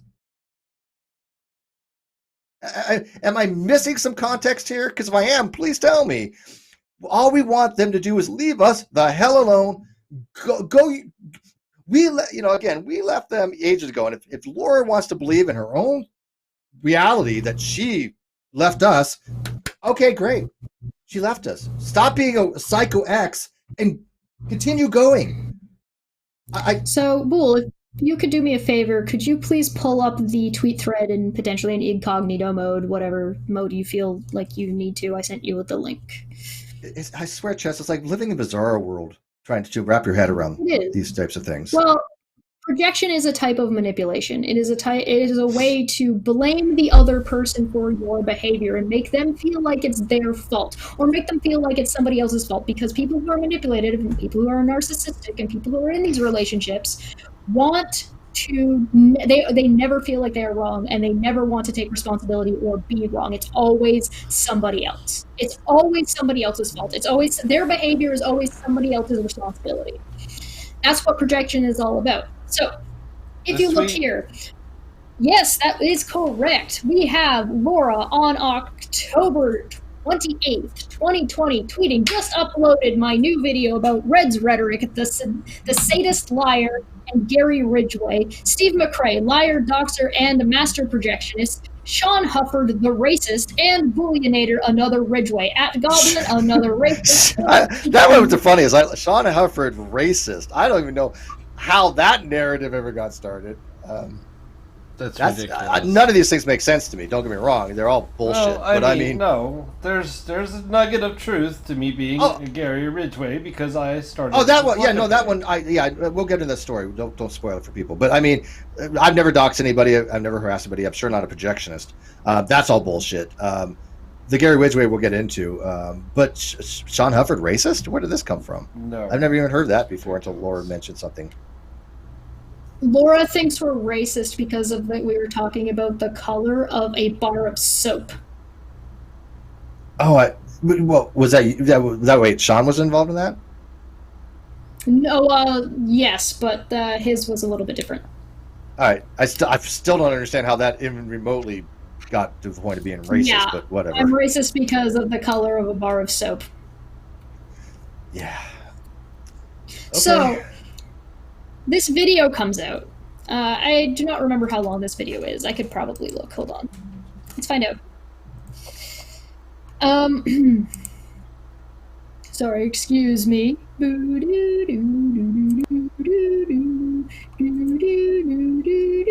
I don't know. She didn't actually link the video because she's stupid. I didn't watch the video. I think it was. I didn't watch it either. I did retweet it though. Yeah, because somebody I was asked me, like, "Did you watch it?" I'm like, no, I don't watch her videos. I don't give a shit. They're like, I was like, Steve, do you watch Alex Jones? No, I know it's all bullshit. Why would I watch her video? I don't. So there's a, I had retweeted this saying, knows all of us, sorry, I opened the screenshot, not the thing. Anyway, she did link the video, I'm being dumb. So, okay, knows all of us want nothing to do with her, makes a video about no means no, tags all of us. The layers of complete lack of self-awareness are stunning. So this is a situation where, yes, she has made a video titled "No Means No Except When It's People You Hate," projecting that onto us as she's doing that thing. This is a manipulation tactic because she is projecting, she is manipulating the situation, and she's using inflammatory language to lie and misrepresent anything that people have said. Liar, doxer, and master projectionist. No. Racist, no. Racist, no. Threats, no. Did not happen. So if you scroll down and you open the one that has 3 underneath it, I think you can where Boole responds with the projector. So scroll up a little bit. Sorry, Boole. And it should be 3 comments. Yeah, right there. The top one. The top one. Where are we looking? So the one you're hovering over, the one that's like in the center-ish of the screen right now. If you click on that, it should have like it should say comment and number 3. Click on that, and it'll open up. There we go. Scroll down a little bit. So you see Boole here responding with a projector. Shocker. You see me responding with laughing, and who do you see? Laura! Hey, we want nothing to do to you, and you're making videos about us. So what does she do? Responds to us. I didn't. Yeah, and let me make this very clear. What gives her the right to tag us? I had cleared my block list. We have explained to them, don't tag us. We have want nothing to do with it. It is harassment. And she thinks it's perfectly okay as the arbiter of morality to tag the people that have been telling her, you're the bully here, you're the harasser, you're the one making shit up that we want nothing to do with. She's not just responding defensively. She's not the victim here. She has this moral outrage in her own mind. That's all. Okay, but here's the thing. I didn't tag her, and I did not retweet her. I took a screenshot, meaning she is following or watching through some other party via her own, searching and looking for what anybody is saying. So either somebody sent this to her, or she's following on a sock account, or she's searching us and looking at our stuff constantly to come and respond. By the way, just out of curiosity, is that visible to the outside? I'm actually looking at the video, and it's hard for me to. Oh wait, can they read that pretty well? All right, I just want to make sure they can. Read it. All right, cool, awesome. Okay. As long as people can read it. So, if you go on back a little bit, this is the explanation for. So if you hit the back button. There you go. Scroll down a little bit further. There will be a screenshot that I tagged AT2. So if you scroll a little bit, please. Okay. I don't know why I can't read it. I mean, it's maybe I think it's hang on. My reading glasses. If it makes a difference. No, kind of. I'll just have you read it. Am I missing this? Like I can't read Yeah, it went past, but it's okay. It didn't show up. We'll keep going. That is perfectly fine. If you go down, Laura also responded again. Go down a little bit further. Wait, hold on. Yeah, by the way, if you're on the phone, there's no way you're gonna be able to read this. I don't think. Sorry. There she is again. Okay, so she also responds again. If you put stuff on the internet for everyone to see, ... I have a perfect right to say what I want to say on the matter. Oh, and let's not forget that you are using a new account after your old account suspended by Twitter and created this one to circumvent TOS. So, let's talk about this. So it's okay for anybody to talk about whatever they want, provided whatever's being and say whatever they want about it, provided that it's public. So what's your problem about any of the video that you made? What's your problem with the last tweet we just looked at it saying that there was harassment going on in a campaign of days of harassment? What's the word? You're complaining about this harassment campaign against somebody that lasted 11 days. Meanwhile, she's been at this for like 4 years. And make it very clear, she's tagging us. You have the right, Laura, to talk about whatever the fuck you want to talk about. I've never given a shit what you have on your channel because I don't watch her shit. I don't care. Makes no difference in my life whatsoever. She wants to spend the rest of her life obsessing about me. Hey, that's me living rent-free in her head. I don't think about her. But here's what's not acceptable. You tagging people. That's not acceptable. Well, there's also the complete, again, we're back to lack of self-awareness. It's okay in this regard, but not okay in this regard. It's inconsistent. It's hypocrisy. Yeah, absolutely it is.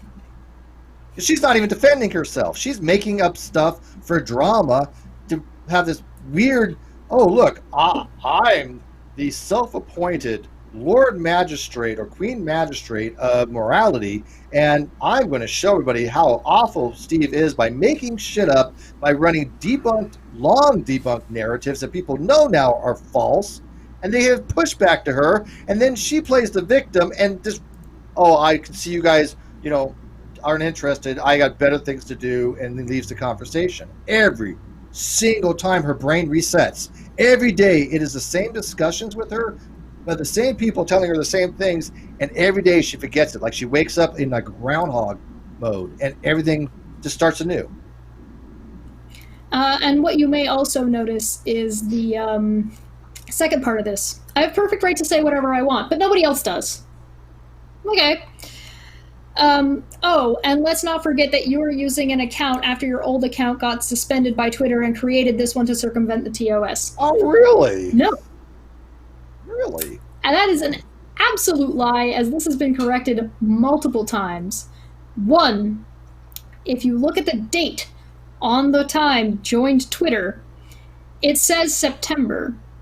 And if you scroll down a little bit, you'll see her next response. You may have to you may have to open it because it might be hidden in the responses. Is that the oh hey, there's the one I was talking about to AT2. Funny that it showed up there. So if you can click on define new, when was this account she is using created?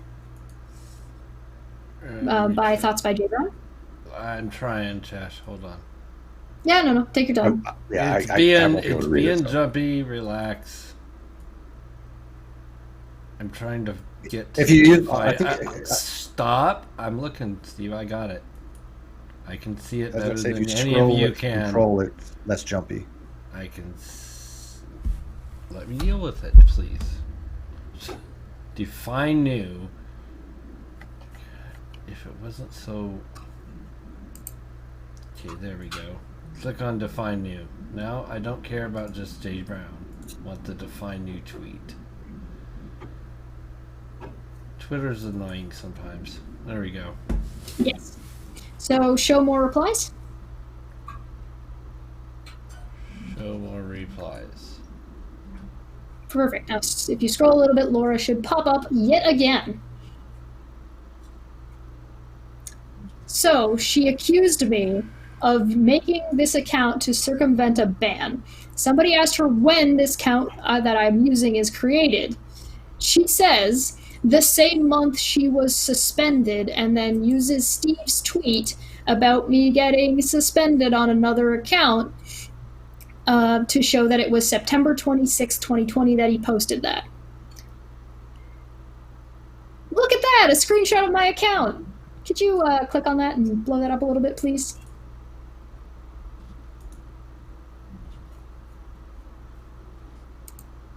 Sure. Thanks. What's the date say?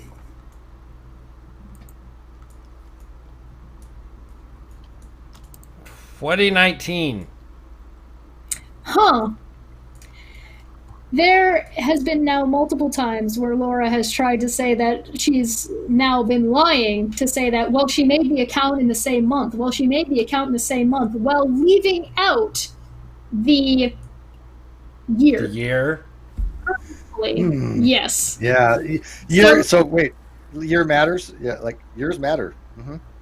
Years might by the matter. way, So everything that's ever happened in the month of July all happened in the same month of July.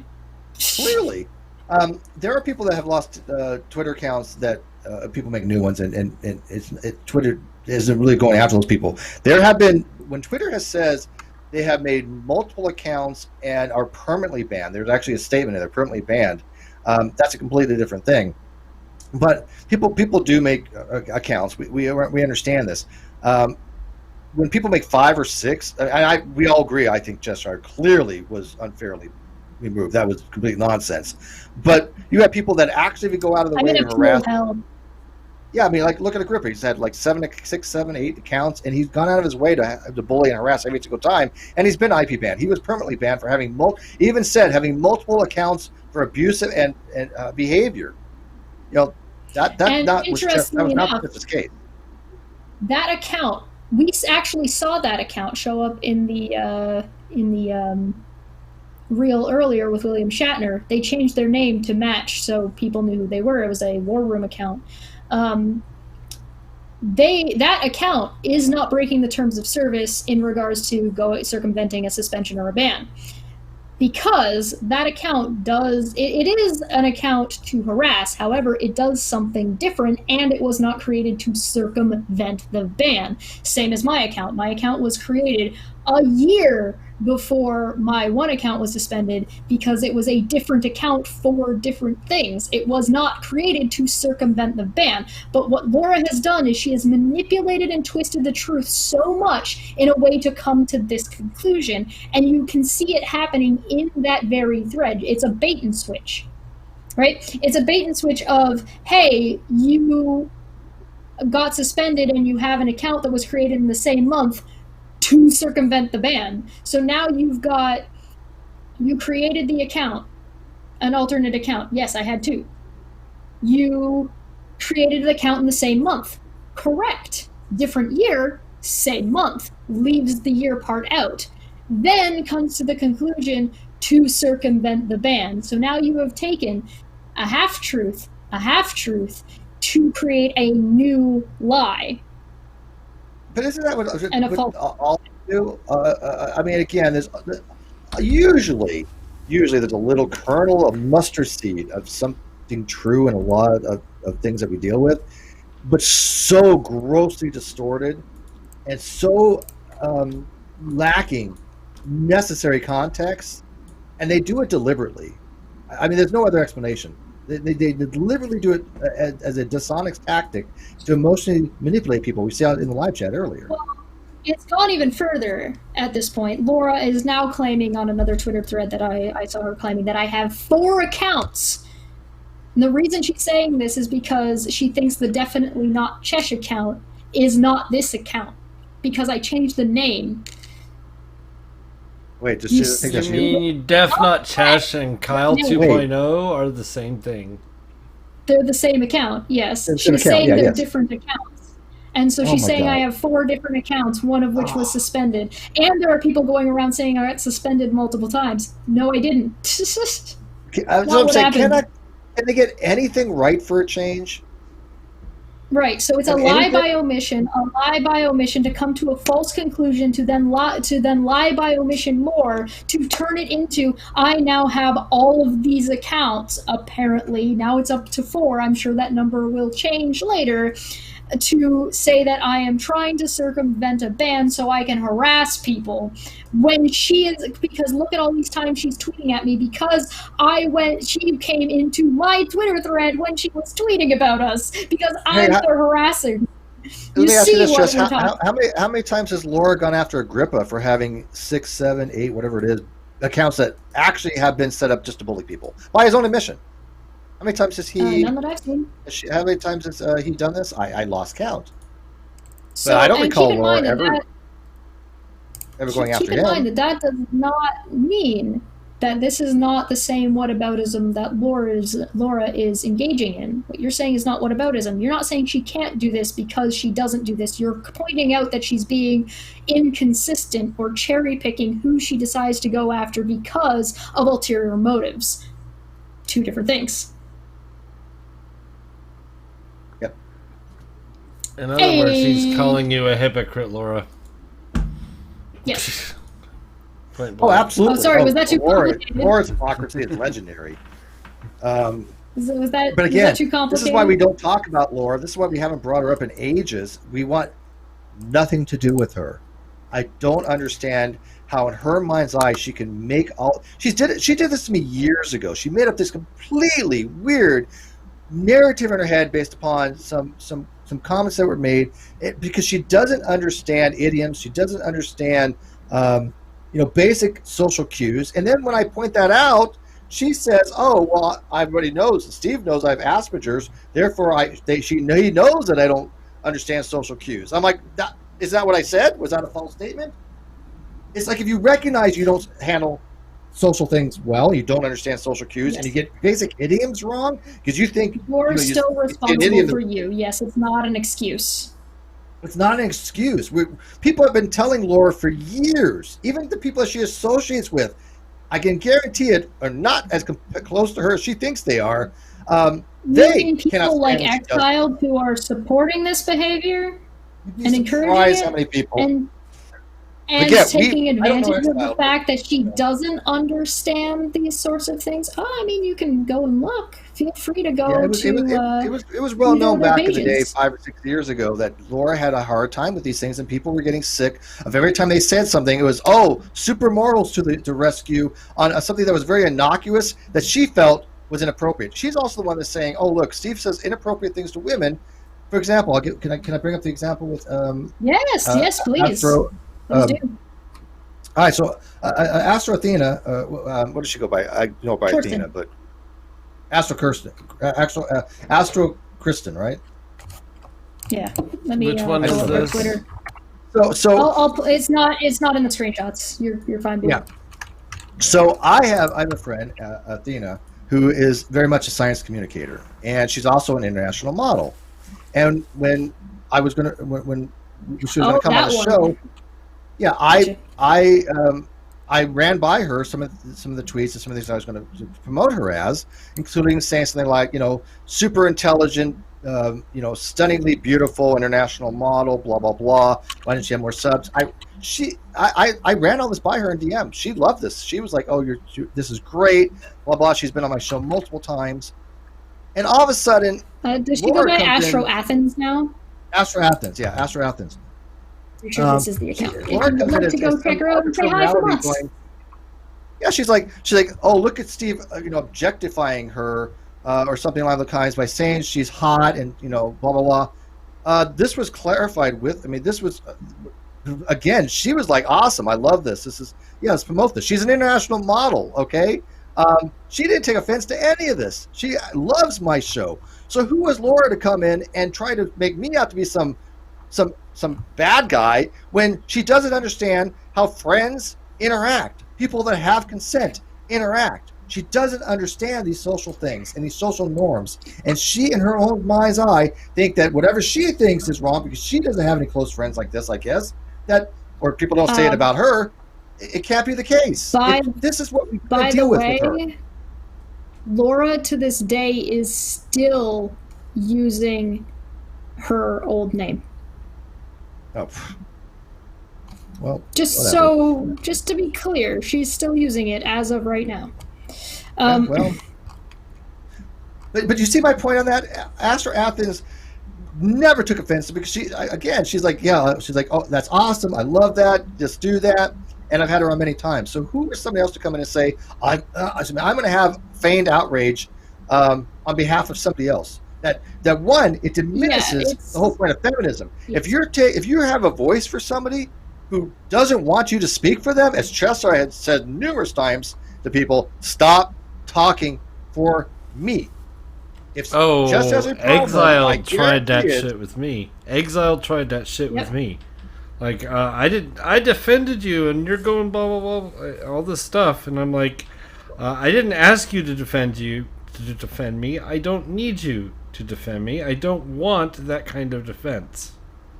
Point blank.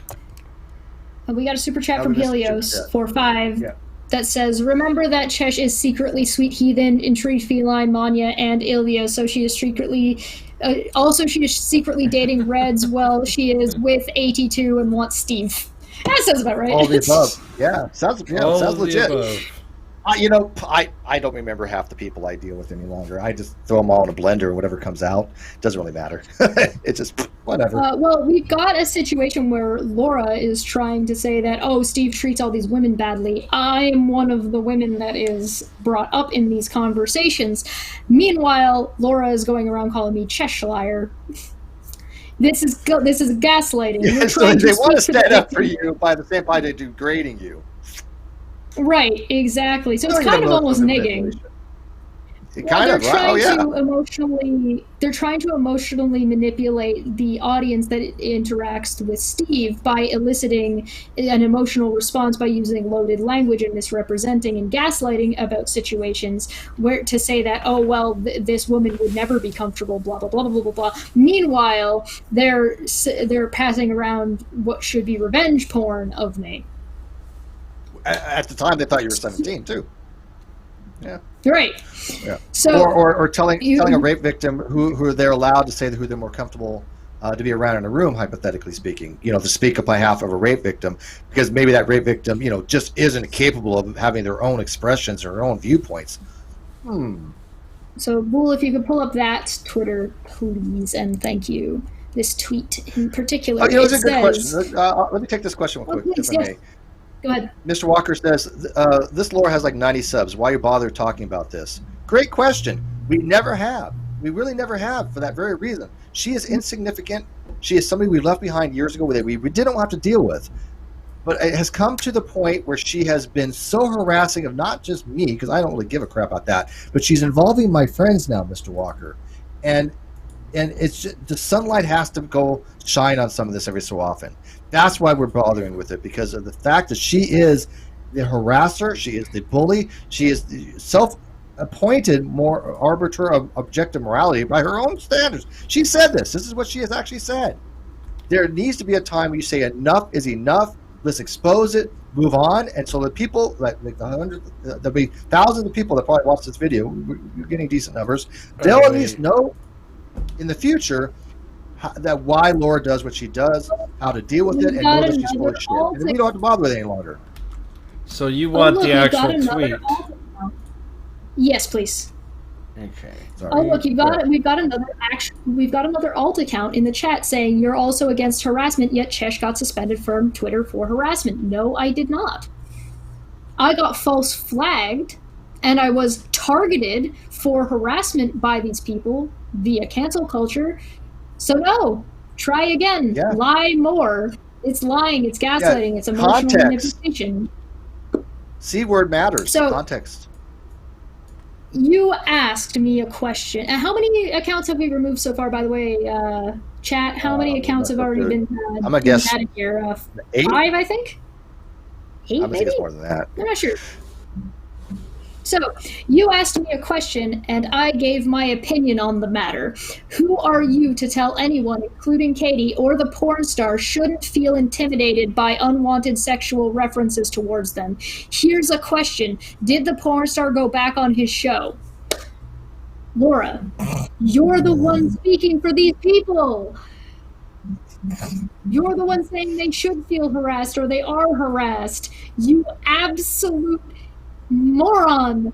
You're doing the thing that you're saying people don't get to do. You're projecting. And the funniest part, talking about this is because she makes an incredibly good example of somebody trying to emotionally manipulate. When you take the extreme and the obvious, it then becomes a lot easier for people to start recognizing the things that aren't quite so obvious. yeah, and to whoever asked before, what it was, Mr. Whatever. Another reason why we're doing this is especially for the fact that we can now at least use Laura as an example to show other people how emotional manipulation works, right? So it's we never really wanted to bring her up, but since she's been so much using this technique, it is a perfect time to use her as a prime example so other people can recognize it in the future, right? Because this is emotional manipulation. Harassed, yes, if this porn star did feel harassed by Steve, Laura is now re-victimizing her. Correct. And by the way, fun fact. And using her and her whatever happened to her as a weapon. She's weaponizing that harassment. Absolutely. And fun fact, people don't know my conversations with people in private. I don't share them. People know this. So they don't know what my dynamic is with people. Cheshire, not to get in specifics, I'll ask you to kind of not get into specifics, but you have seen my DMs with this particular person because I wanted you to be a reference. Did in any way did it sound, because what I had told her about others, was there any kind of sexual harassment or me doing anything inappropriate with her whatsoever? No. Shocker. A matter of fact, I mean, I was actually talking to her about somebody else that I happen to like, you know, a lot. And you know what you shouldn't do? You shouldn't necessarily go to victims to ask. Yeah. I mean, if she, let's say hypothetically she was a victim. Let's say that I was that person that they think that I am. That I'm in her DMs, just flirting with her and sexually harassing with her. You've now made her probably re-victimized, very uncomfortable, and that you make them less likely to come forward if that's the case, right? These people Correct. do not know the harm they cause to actual victims. Bool, could you please pull up the next one, because I saw them show up in side chat, so it'd be fun to if you could pull up the one I just sent you. All this was was for her. Promotional, because like I said, she's an international model. She uses this to her advantage. This is why I before I even had her on, we worked out how she wanted to be promoted. If we take a look at yes, correct. So if we take a look at this, just because I saw them show up in the side chat, so they already got kicked out, because of course they did. Okay. I thought it might be a little bit fun. So Menace says, also, still tweeting, by the way, to William Shatner, and now also to Mark and the Oh, this was the other day. Yesterday. I thought you meant he's still tweeting today. I'm like, no, I think he's done. No, this was 18 hours ago when I took the screenshot at the just before this show, so yesterday. Also, here's the same guy stating that a convicted serial rapist is a honorable guy, and that he, Steve, believes it was consensual. This convicted rapist raped women with a barrel of a loaded handgun, consensual, my arse, end bracket. How many lies do you count? Golden Unicorn for 2 said, I love you, Cheshbool and Steve, heart, heart, heart, kissy. Yeah, I can read a Charles Starbucks comment to me too, please, because that's exactly spot on. I'll read it. He says, it's not that they don't know the harm they cause, they don't care. Or they're causing it on purpose. Yeah, well, that means they don't care if they're causing it on purpose. By the way, thank you, Manya. We love you too. Yeah. All right. Absolutely. So, Monty actually is in this tweet, and she says, "Yeah, honorable in relation to police auditing, and saying you believe one does not mean you disbelieve the other." This is exactly what she was Yeah, talking yeah, about in right, right, her. yeah, Okay. correct. Stop misrepresenting, stop harassing, stop stalking people, Menace. You are obsessing over someone who doesn't want to communicate with you. All right, so we got Menace here misrepresenting, lying, trying to emotionally manipulate, and he's trying to elicit an emotional response by using, by being very descriptive about this poor woman's rape that he's describing to William Shatner, and his what did he say, 2.5 million followers that he wanted of William Shatner to see about this. Mm-hmm. That So he's none of them would give a shit about. Why would they? Yeah, so he's trying to re-victimize this woman and slander Steve to 1.5 million people. Mm-hmm. What's that lawsuit going on right now for $5 million about defamation in regards to things like this? Yeah, certain things stated as facts, that are not.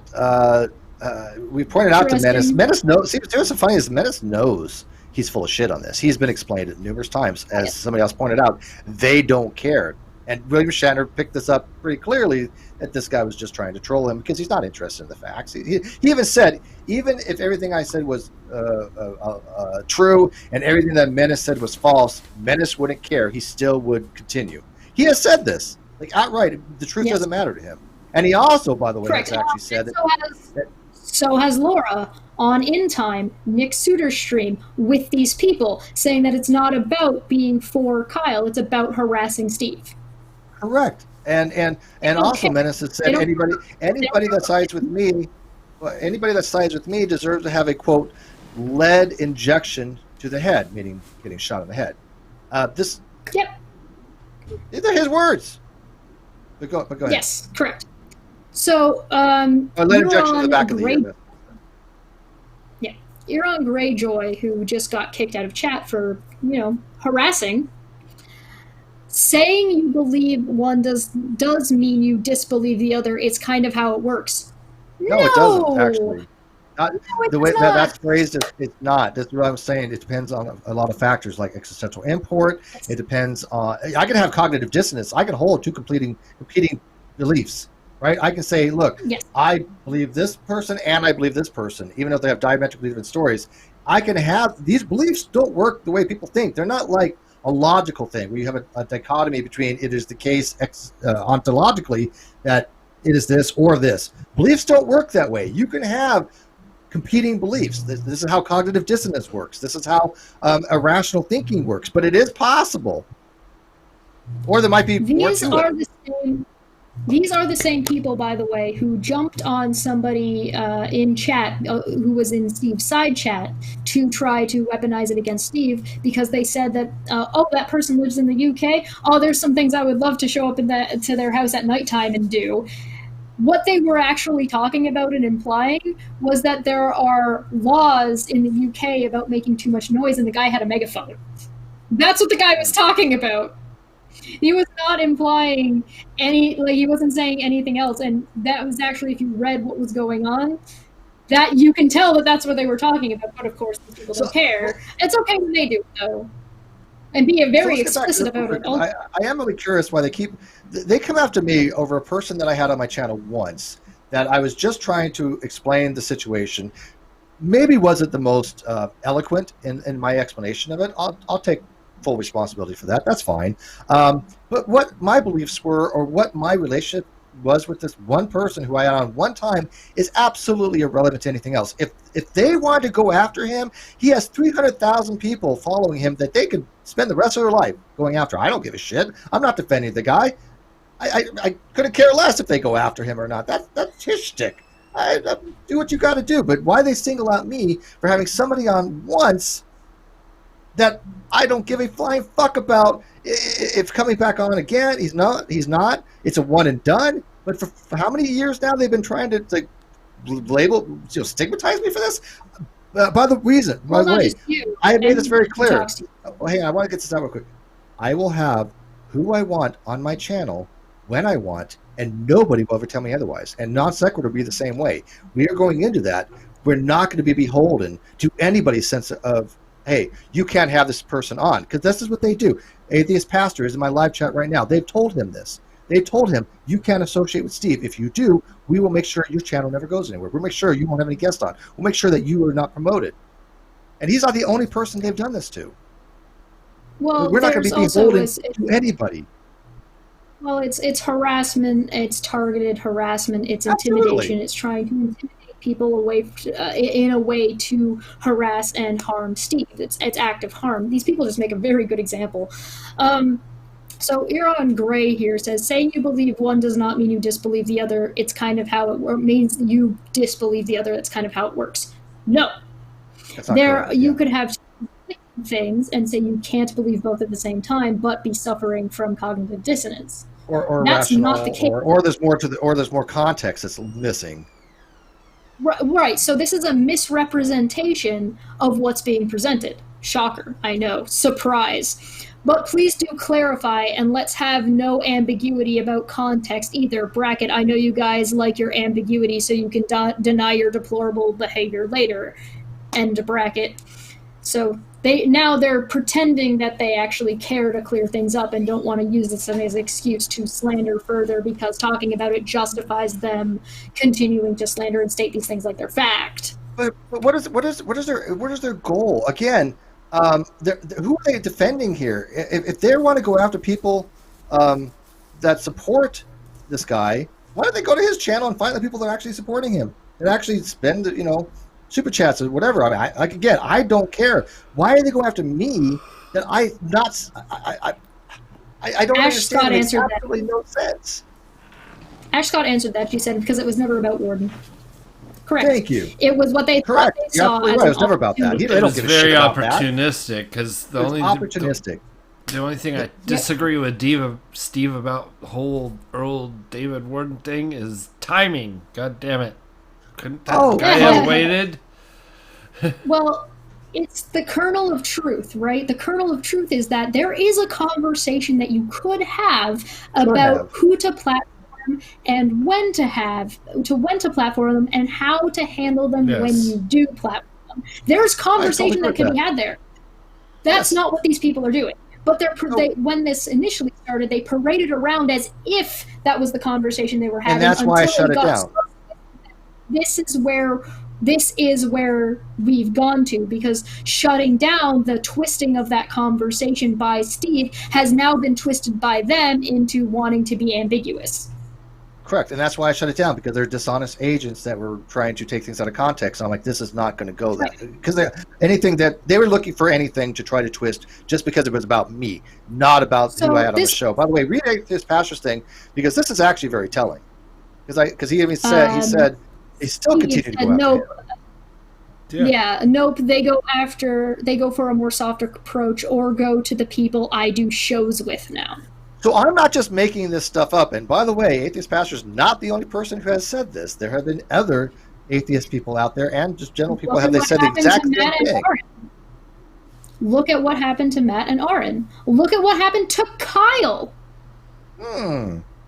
Nick. Some people take advantage. Some people say, you know what, we're going to take you up on your offer. You say if we shit on Steve and we disassociate ourselves with Steve, we don't have anything to do with him, you can help us with our shows. By the way, how well is that working out for them? People have not been doing a very good job in holding to their own standards consistently.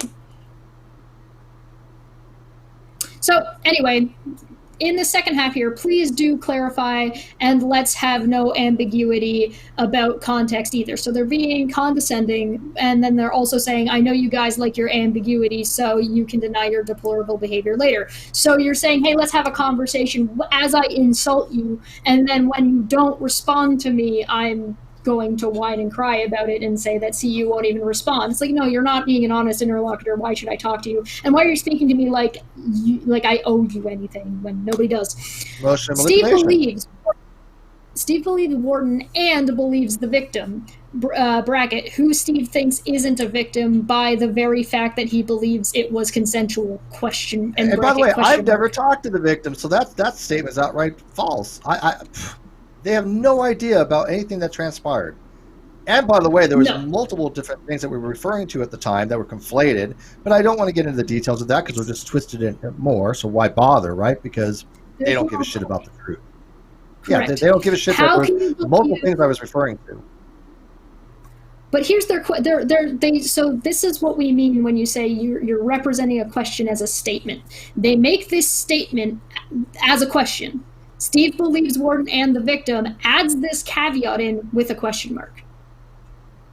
Yeah. This is not a question. How was I again, I don't, you know what, I'm not even going to get into it because I'll just twist what I say.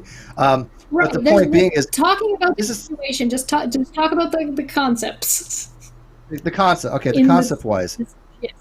This was all about a way to try to shit on me to basically attack my character. It was never about the victim. It was never about David. It was never about the situation. Nope. Nothing about that mattered to any of these people. They found an opportunity, especially somebody by the name of Dr. Fiona Roberts. She made a video. Shrek. She got upset. What? She calls her Shrek. This is a fact. She was upset. From a comment somebody left. Her name is Fiona. And she's got a Scottish accent. She's a member of the Catholic Church, and people remember back when I was very hard on the Catholic Church for moving pedophilic priests around and not telling the diocese that they went to of their past. And I was criticizing them immensely during the time, especially saying if there are people that still support the Catholic Church, knowing all this and support them, then they're complicit in those types of things. She felt that was egregious. She was morally outraged by that, and instead of having a discussion on it, or instead of dealing with that, she thought the way to get back at me for that was to make a video called Rape Apologetics 101, and then have the audacity to say, well, I'm not calling Steve a rape apologetic. I'm just making a video implying it. The dishonest approach was mind-boggling. Our response to that has yet to be refuted to this day, and it's over a year old now. But according to I'll throw this out there, according to Exiled, Neslick of all people won't remember his name except for Bullinator, made a video that supposedly debunked it, which is completely bullshit. Except it didn't. But except you didn't. Did you watch it? No, I did not. I have a question. No, but you remember Neslick? Oh, I know who it is. Yes. Do you think? Yeah. Good luck with that. Do you think that Fiona was more outraged by you saying that than she was about the situation? She didn't give a shit about the situation. She didn't give a shit about any of the stuff we were talking about. It was just a way to try to get back at me that backfired spectacularly, because the fact that it's again, they have very short-term things. I have very long-term things. In the short term, there was some damage. In the long term, people know now, and I'm only increasing in numbers, and people recognizing the fact that this is the dishonest tactics they use, and nobody wants her around. Even her own group didn't want her around for these very things. This is what she's been known to do. I think 82 Jared calls her the queen. Was it chaos? What does he call her? Arbiter of chaos. Arbiter of chaos. No, it wasn't arbiter.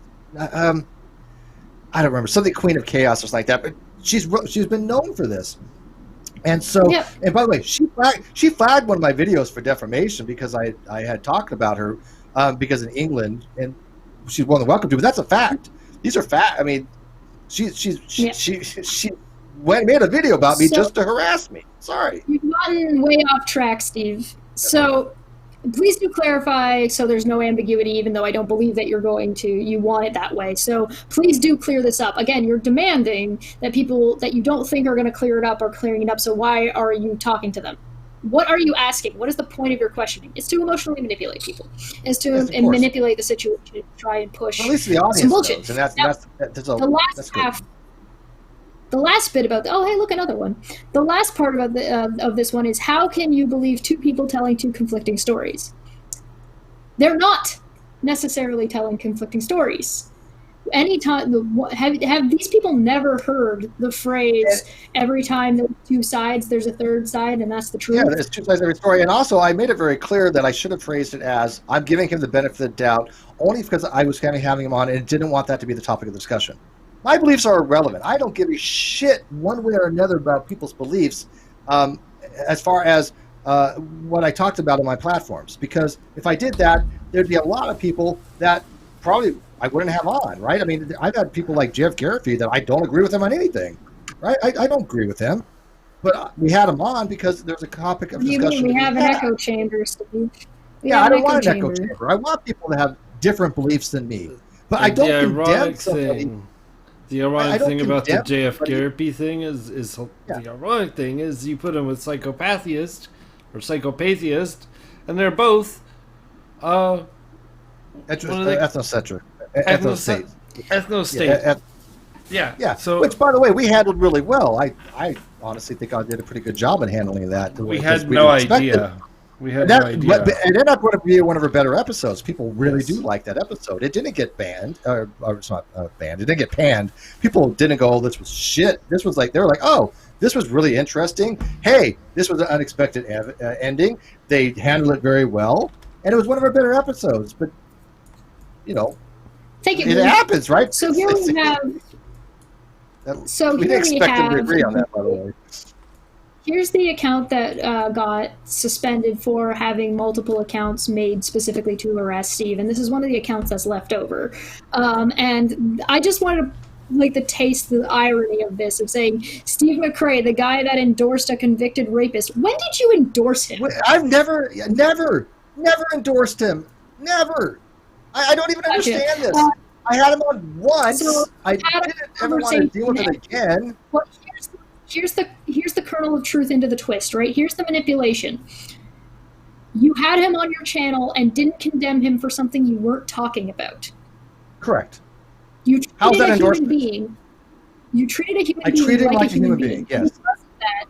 Because of that, I do everybody. There's consistency there. Therefore, you're endorsing him, and therefore saying that rape is okay. Which is a nonsensical way of thinking. Then gets twisted into, then got a restraining order, which is now twisting as if, and presenting it as if, endorsing him was a reason why you got the restraining order, which you didn't get and never got the restraining order, and then proceeds to call you an internet bum as they're doing nothing but making alternate accounts to harass you. Great way to spend your life, right? And there you have, in three sentences,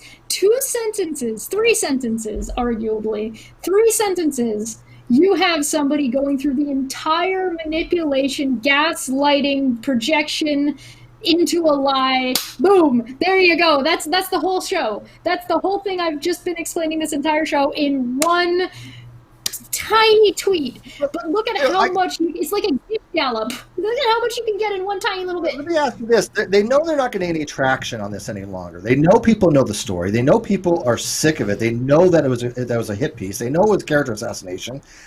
And they've all been called out for doing it. And whenever they pop up and start running this narrative, everybody that's around, especially on Twitter, knows their shtick, and they shit on them and shut them down. What do they have to gain by this any longer? All they're doing is proving our point. And are they too stupid to realize this? That's a rhetorical question, but yes.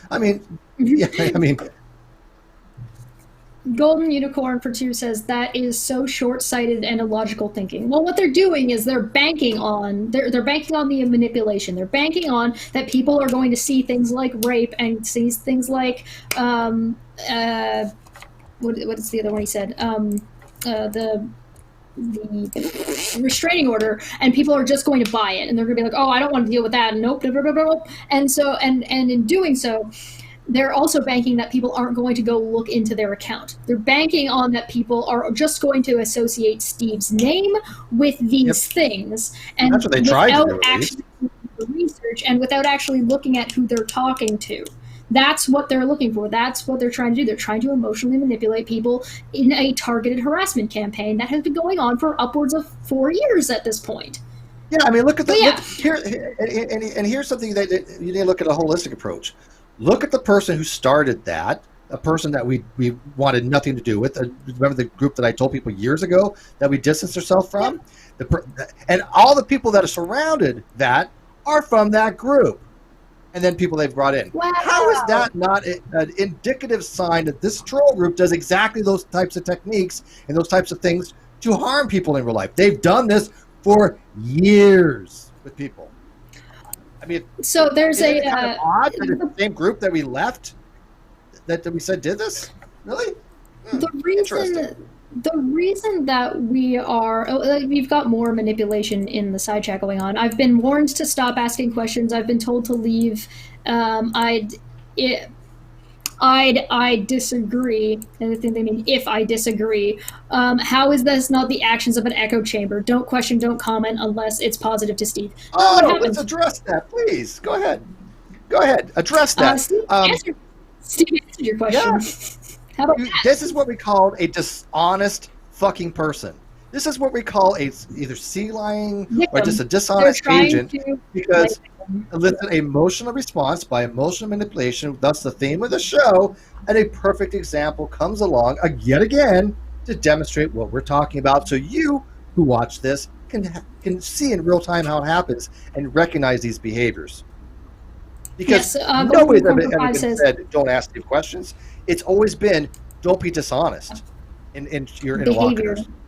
Behavior. Yes. Don't be. Yeah, Golden Unicorn said for 5, they conveniently leave out that it was a default temporary RO which never went to court. Well, they lie and say that it did go to court. I asked for a case number, doesn't exist. This was Laura, of course. Laura also seemed to be under the impression that the T in TRO stood for the. No. Look it up. But that was bizarre. I thought that had to be a joke, but it wasn't. To kind of wrap this around, because we're almost at the 3-hour mark, there are ways to apply this in your real life. Holy crap. Yeah. Wow, we did run over time today. I'm sorry. Yeah, there are a lot of... These are just extreme examples of where it's more obvious on Twitter. Right, this is just where you can see it. You can see it obvious. If you go back and listen to Dave McGinnis and his call with an exuder, you will be able to now pick out these kinds of tactics, these kinds of things far more easily.